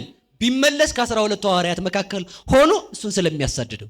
ስለዚህ ከተስፋ መቁረጥ ወጥተን ተስፋ ክርስቶስን ተስፋ አድርገን መንግስቱን እንድንወርስ መድኃኔዓለም ይርዳን። እንደ ንስር በሉ እርጅናህን የሚያድሰው አንደኛው ይሄን አሮጌ ፍላጎታችንን አስወግዶ አዲስ የሚያደርገው እግዚአብሔር ነው። አሮጌው ምኞታችንን በአዲስ የሚቀይረው እግዚአብሔር ነው። ሌላ እንደው ሰዓት የለም እርግጠኛ ነኝ። አንድ የተወሰነ ደቂቃ 10 ደቂቃ ልጠቀም። እሺ 10 ፈቅዳችኋል? እስኪ የፈቀዳችሁ ብቻ ማለት ነው። ዋናው ሐሳብ አሁን ምንድነው ያሰብከው ካላችሁኝ፣ የዚህ ሚመኑ በጣም ጥሩ ሰው ነውና ሰባኪው ሲያስረዝም ስብከተ ወንጌል ጽሕፈት ቤትና አለቃ ላይ ነው ቁጭቱን የሚወጣው አሉ ነው። እዚህ አላረጋችሁትም ብዬ ነው አስባለሁ። እና እንደዛ እንዳይሆን ብዬ ነው። እሺ በቃ የመጨረሻ ብቻ ልንገራችሁና አንድ ልጨርስ። እኔ የንስሩንም ተውኩት፣ የእርኩሙንም ተውኩት፣ የእባቡንም ተውኩት። ሌላ አንድ ዛሬ የምናችን ቀን ነው? የተስፋ ቀን ነው። እስኪ የተስፋ ቀን በሉ። ማን ነው ተስፋ? ክርስቶስ ተሰቅሎ ዘላለማዊ ተስፋ ይሰጠን። እሱ ሞቶ ለኛ ሕይወትን የሰጠበት ዕለት ነው። ለዚህ ነው ቅዱስ ያዕቆብ ዘስሩግ ሲናገር ክርስቶስ ሆይ አንተ አዳምን ዕፀ ሕይወትን በመከልከል ከፋኝ፣ እንደገናም ደስ አለኝ ይላል። የመጨረሻዬ ነው። እዛ ጋር ያለውን ርዕስ ሙላውን ሁሉንም ትቼው መጥቻለሁ። እስኪ በሉ አንተ በሉ አዳምን ዕፀ በለስን በመከልከል ማን ነው? ዕፀ ሕይወትን በመከልከል ከፋኝ፣ ደግሞም ደስ አለኝ። በመከልከሉ ምን አላችሁ? ከፋን በሉ እንጂ ቢበላ ምን አለ ማለት ነው። ከዛ ደግሞ እንደገና በመከልከሉ ደግሞ እንደገና ምን አለን? ደስ አለን። ክርስቶስ በመወለዱ ደስ ይለናል አይለንም? በመሰደዱስ ይከፋናል። ተሰዶ ስደታችንን ሲመልስልን ደስ ይለናል። ተመልከቱ፣ ደስታ ማለት እሱ እኮ ነው። አሁን ልንገራችሁ፣ እግዚአብሔር አዳምን ለምን ዕፀ በለስን ማነው ዕፀ ሕይወትን እንዳይበላ ዕፀ በለስን ከበላ በኋላ ከለከለው ካላችሁኝ ምን አረገ መሰላችሁ? ዕፀ በለስን ከበላ በኋላ የእሳት ሰይፍ አምጥቶ ገነትን አጠራት። ለምን ሲባል ዕፀ ሕይወት እንዳይበላ እርቦት። አሁን ለምሳሌ በሞቴ እርቦት ቅጥል እያለ በራብ ጥሩ ነው? ዕፀ ሕይወትን መጋረዱ እግዚአብሔር ጥሩ ነው ወይ? ነው አይደለም? ጥሩ ነው። ለምን አዳም እንደዚህ ራቁቱን እንደሆነ ዕፀ ሕይወትን ቢበላ ለዘላለም ሕያው ሆኖ ራቁቱን መኖሩ ነው። ሰምታችሁኛል? ዕፀ ሕይወትን ቢበላ ሕያው ይሆናል። አዎ፣ ግን ለዘላለም ራቁቱን እንደሆነ ምን ይሆናል? ሕያው ይሆናል። ለዘላለም ረሃብተኛ እንደሆነ ምን ይሆናል? ሕያው ይሆናል። ለዘላለም ስደተኛ እንደሆነ ምን ይሆናል? ሕያው ይሆናል። አያችሁ፣ ለካ እግዚአብሔር እኛ ከወደድነው መልካም ነገር እርሱ የሚሰጠን ክፉ ነገር ለኛ የመሰለን እርሱ የሚሰጠን መከራ ለኛ ሕይወት ነው ማለት።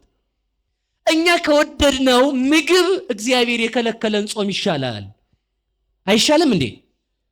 እኛ ከወደደን እምነቴን ነው አዛኝን ከልቤ ልንገራችሁ፣ ጾሙ ስትባሉ ጾሙ ዝም ብላችሁ የሚያዋጣችሁን። ለምን ከተባለ አንደኛ የሥጋ ጤንነት ታገኛላችሁ። አሁን ይኸውላችሁ በሳይንሱ 18 ሰዓት መጾም አለበት አይደል? ግዴታ ሰው ማታ እራቱን መብላት የለበትም፣ በጊዜ መተኛት አለበት ተብሏል አይደል? ቤተ ክርስቲያን አስቀድማችሁ በልታችሁ 3 ሰዓት ላይ የእንቅልፍ ጸሎት አድርጋችሁ ተኙ ብላ ስራ አሰርታል። እየጾማችሁ በቀን 2 ጊዜ ብቻ ብሉ ብላለች። ይሄን ነው ሳይንሱ እንደገና እያስተማረን ያለው ማለት። ለምን ቢባል ቤተ ክርስቲያንን ሕጓን ስናከብር ጤንነታችን ይከበራል። ጤንነትህ ራሱ እንዲጠበቅ ክርስቲያን መሆን ነው መፍትሄው ነው። እየሰማችሁ ነው አይደል? እንቅስቃሴ እናርግ አስፋልት ወክ ከምትል መጥተህ አሰግድም።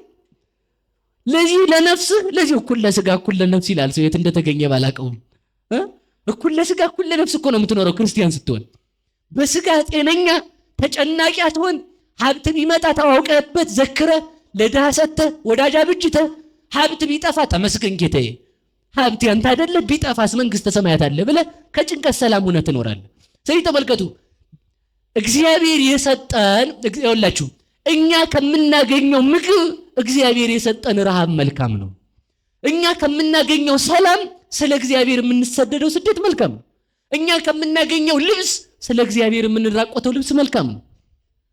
እግዚአብሔር ሁላችንን የሚጠብቀ አዳም ዕፀ በለስን ቢበላ እስከ ዛሬ አይሞት፣ ዕፀ ሕይወትን ቢበላ እስከ ዛሬ አይሞትም እስከ ዛሬ። አንድ ጅብ መጥቶ ለምሳሌ አንድ ሰው በሰይፍ ቢለው እጁም እዚህ ጋር ተቆርጦ ይቀራል። እዚህ ጋር ያለው መሆኑ መሞት አይችልም። ዕፀ ሕይወት ራሷ ሰው እንዳይሞት ስለምታረግ ማለት ነው። ስለዚህ ተመልከቱ እግዚአብሔር ራሱ ዕፀ ሕይወትን ሲከለክለው አዳምን ሞቶ ይህንን መከራ እንዲያርፈው ፈልጎ ነው። እውነት በዚህ ዓለም ከመኖር መሞት አይሻልም ወይ ነው? ኧረ ተው ይሻላል አይደል? ትሞቱሽ በዚህ ዓለም እኮ ረፍት እኮ የለም። ተመልከቱ ዝነኛ ብትሆኑ ሰው አያስቀምጥ፣ ባለ ሀብት ብትሆኑ ሌባው አያስቀምጥ፣ ባለስልጣን ብትሆኑ ደግሞ ሽፍታው አያስቀምጥ። መኪና ቢኖራችሁ እንትኖቹ አያስቀምጡ። እንደዚህ የሚሉት ማለት አያስቀምጡ። ብትበሉ በሽታው አያስቀምጥ። ብትበሉ በሽታ ያስቀምጣል። ራስ ፍልጠት፣ ወድ ቁርጠት መሆን። ብትጠጣ መቀመጣችንም ተነስተህ ትሄዳለህ ማለት ነው። ብተኛ ጎና አልጋ ያስተኛ ጎን ያማል ማለት ነው። ብትመለከት ብርሃን ሰልችቶ አይን ያቃጥላል ማለት ነው። ምንም በዚህ ዓለም እረፍት የለም። እረፍት ከእግዚአብሔር ነው ያለው። እግዚአብሔር ሁላችንን የሚያሳርፈን። ስለዚህ ምን ይላል ቅዱስ ያዕቆብ ዘስሩግ የመጨረሻ ክርስቶስ በመሰቀሉ በሉ ሁላችሁም ከፋኝ ደስም አለኝ። እንዴት ነው የከፋ ብለን ስንለው ተመልከቱ። ዓለማትን ሁሉ የያዘው አምላክ ስለኔ ብሎ ሲያዝ ከፋኝ። ዓለማትን የያዘ አምላክ ስለኔ ብሎ ተይዞ እኔን በሰይጣን እጅ ከመያዝ ሲያድነኝ ደስ አለኝ። ጌታ ሆይ እንዴት አስቤ መከራህን እንዴት አስቤ ፍቅርህን ላስብ እችላለሁ? ትህትናህን ላስበው፣ ውለታህን ላስበው፣ መከራህን ላስበው፣ ደስታህን ላስበው ይላል። መከራህን ሳስበው ፈጽሞ አለቅሳለሁ። ለምን ቢባል ፊትህ ላይ ምራቅ ሲተፋ አለቅሳለሁ። ፊትህ ላይ ምራቅ ተተፍቶ ምራቁን ተቀብለ የልጅነት መንፈስን ሐዋርያት ላይ እፍ ብለ ልጅነትን ስትሰጠኝ ደስ ይለኛል። እጆች ሲታሰሩ አዝናለሁ። እጆችን ከስራት ስትፈታቸው ደስ ይለኛል። እግሮች ሲቸነከሩ አዝናለሁ። እግሮችን ከዲያብሎስ ኃጢአት ችንክራት ነፃ ስታወጣቸው ደስ ይለኛል። አንተ ሲርብህ ይከፋኛል። አንተ ርቦህ ስጋህን ስትሰጠኝ ደስ ይለኛል። ስትደማ ሳይህ አዝናለሁ። ደምተህ በደምህ ዓለምን ስታጥበው እኔን ልጅህ ስታደርገኝ ደስ ይለኛል። አንተ ጫማህን አውልቀው በቀራንዮ ተራራ ላይ በባዶ እግር ሲያወጡ ይከፋኛል። አንተ ጫማህን አውልቀ የኃጢአትን ጫማ ከእግሬ ላይ አውልቀ ወንጌልን ስታጫማኝ ደስ ይለኛል። አንተ ራቁትህን ስትሆን አለቅሳለሁ። ራቁትህን ሆነ ስታለብሰኝ ደስ ይለኛል። አንተ በመስቀል ላይ ሆነ ውሃ ጠማኝ ስትል ስሰማህ ይከፋኛል። መራራ ሐሞት ሲያጠጡ አለቅሳለሁ። መራራ ሐሞት ጠጥተህ ሕይወትን ስትሰጠኝ ደስ ይለኛል። አንተ በመስቀል ላይ ሆነ ፀሐይ ስጨልምብህ እኔ አለቅሳለሁ። አንተ በመስቀል ላይ ሆነ ጨልሞብህ ለእኔ ብርሃኔ ስትሆን ደስ ይለኛል። አንተ ከመስቀል ላይ ወርደህ ዮሴፍና ኒቆዲሞስ በጨርቅ ሲጠቀልሉ ይከፋኛል። እኔን ከኃጢአት እስራት በዲያብሎ በጨለማ ከመጠቅለል ገሃነም ከመውረድ ስታድነኝ ደስ ይለኛል። ወደ መቃብር ትል ወዳለበት ስፍራ፣ ሰው ወደሚፈርስበት ስፍራ፣ ክፉ ሽታ ወዳለበት መቃብር ስትወርድ ይከፋኛል። ወደ መቃብር ወርደህ ስጋዬ እንዳይፈርስ እንዳይበሰብስ ሕያው አድርገህ ስትጠብቀው ደስ ይለኛል። በአካለ ነፍስ ወደ ሲኦል ስትወርድ ሳይህ ይከፋኛል። ወደ ሲኦል ወርደህ ነፍሳትን ማርከህ ወደ ገነት ስታስገባ ደስ ይለኛል ይላል። ይሄ ቀን ደስታ የተመሰረተበት ዕለት ነው። ተስፋ መቁረጥን ትተን ደስታን እንድናገኝ እግዚአብሔር ይርዳን። ስለዚህ እርጅናህን የሚያድሰው ማለት በዓለም ላይ የደከመ ስጋችንን በትንሣኤ አንስቶ በክብር የሚያቆመን መድኃኔ ዓለም ነው። ሁላችንንም ከምንፈርስበት መቃብር አውጥቶ በትንሣኤ በአዲስ ስጋ አንስቶ በቀኙ እንዲያቆመን መድኃኔ ዓለም ይርዳን። ማን አዳናችሁ? ማን አዳናችሁ? የማን ስጋ ትበላላችሁ? ንገሩኝ እንጂ። የማንን ደም ትጠጣላችሁ? ማን ሀገራችሁ ነው? ቤተ ክርስቲያን እንዲህ ብላ ነው የምትሰብከው። መልአክ አዳነኝ አትልም፣ ያዳነኝ እግዚአብሔር ነው። የመልአክን ስጋ በላው አትልም፣ ሲጀመር መልአክ ስጋ የለውም። ስጋውን የምትበላው የእግዚአብሔርን ነው፣ ደሙን የምትጠጣው የእግዚአብሔር ነው። እራሷ ክርስቶስ የሚመለክባት ብቸኛ ቤተ ክርስቲያን ይች ብቻ ናት። ሌላው ጋር አማላጅ፣ ሌላው ጋር አስታራቂ ነው። ክርስቶስ ለቤተ ክርስቲያን ምንድነው መሰላችሁ? መድኃኒት ስርየት ሰጪ ነው። እሱ አላማለደንም። እርሱ እንደ ሰውነቱ ተቆረሰልን፣ እንደ አምላክነቱ ይቅርታን ሰጠን። እንደ ካህንነቱ የራሱን ስጋ ቀረበ፣ እንደ አምላክነቱ አሳረገ። እንደ አምላክነቱ ከአባቱ ጋር ስጋውና ደሙን ለራሱ ተቀበለ። ተቀብሎ ለዓለም ስርየት ነፃነት ስጋውና ደሙን ምግብ አድርጎ ሰጠ።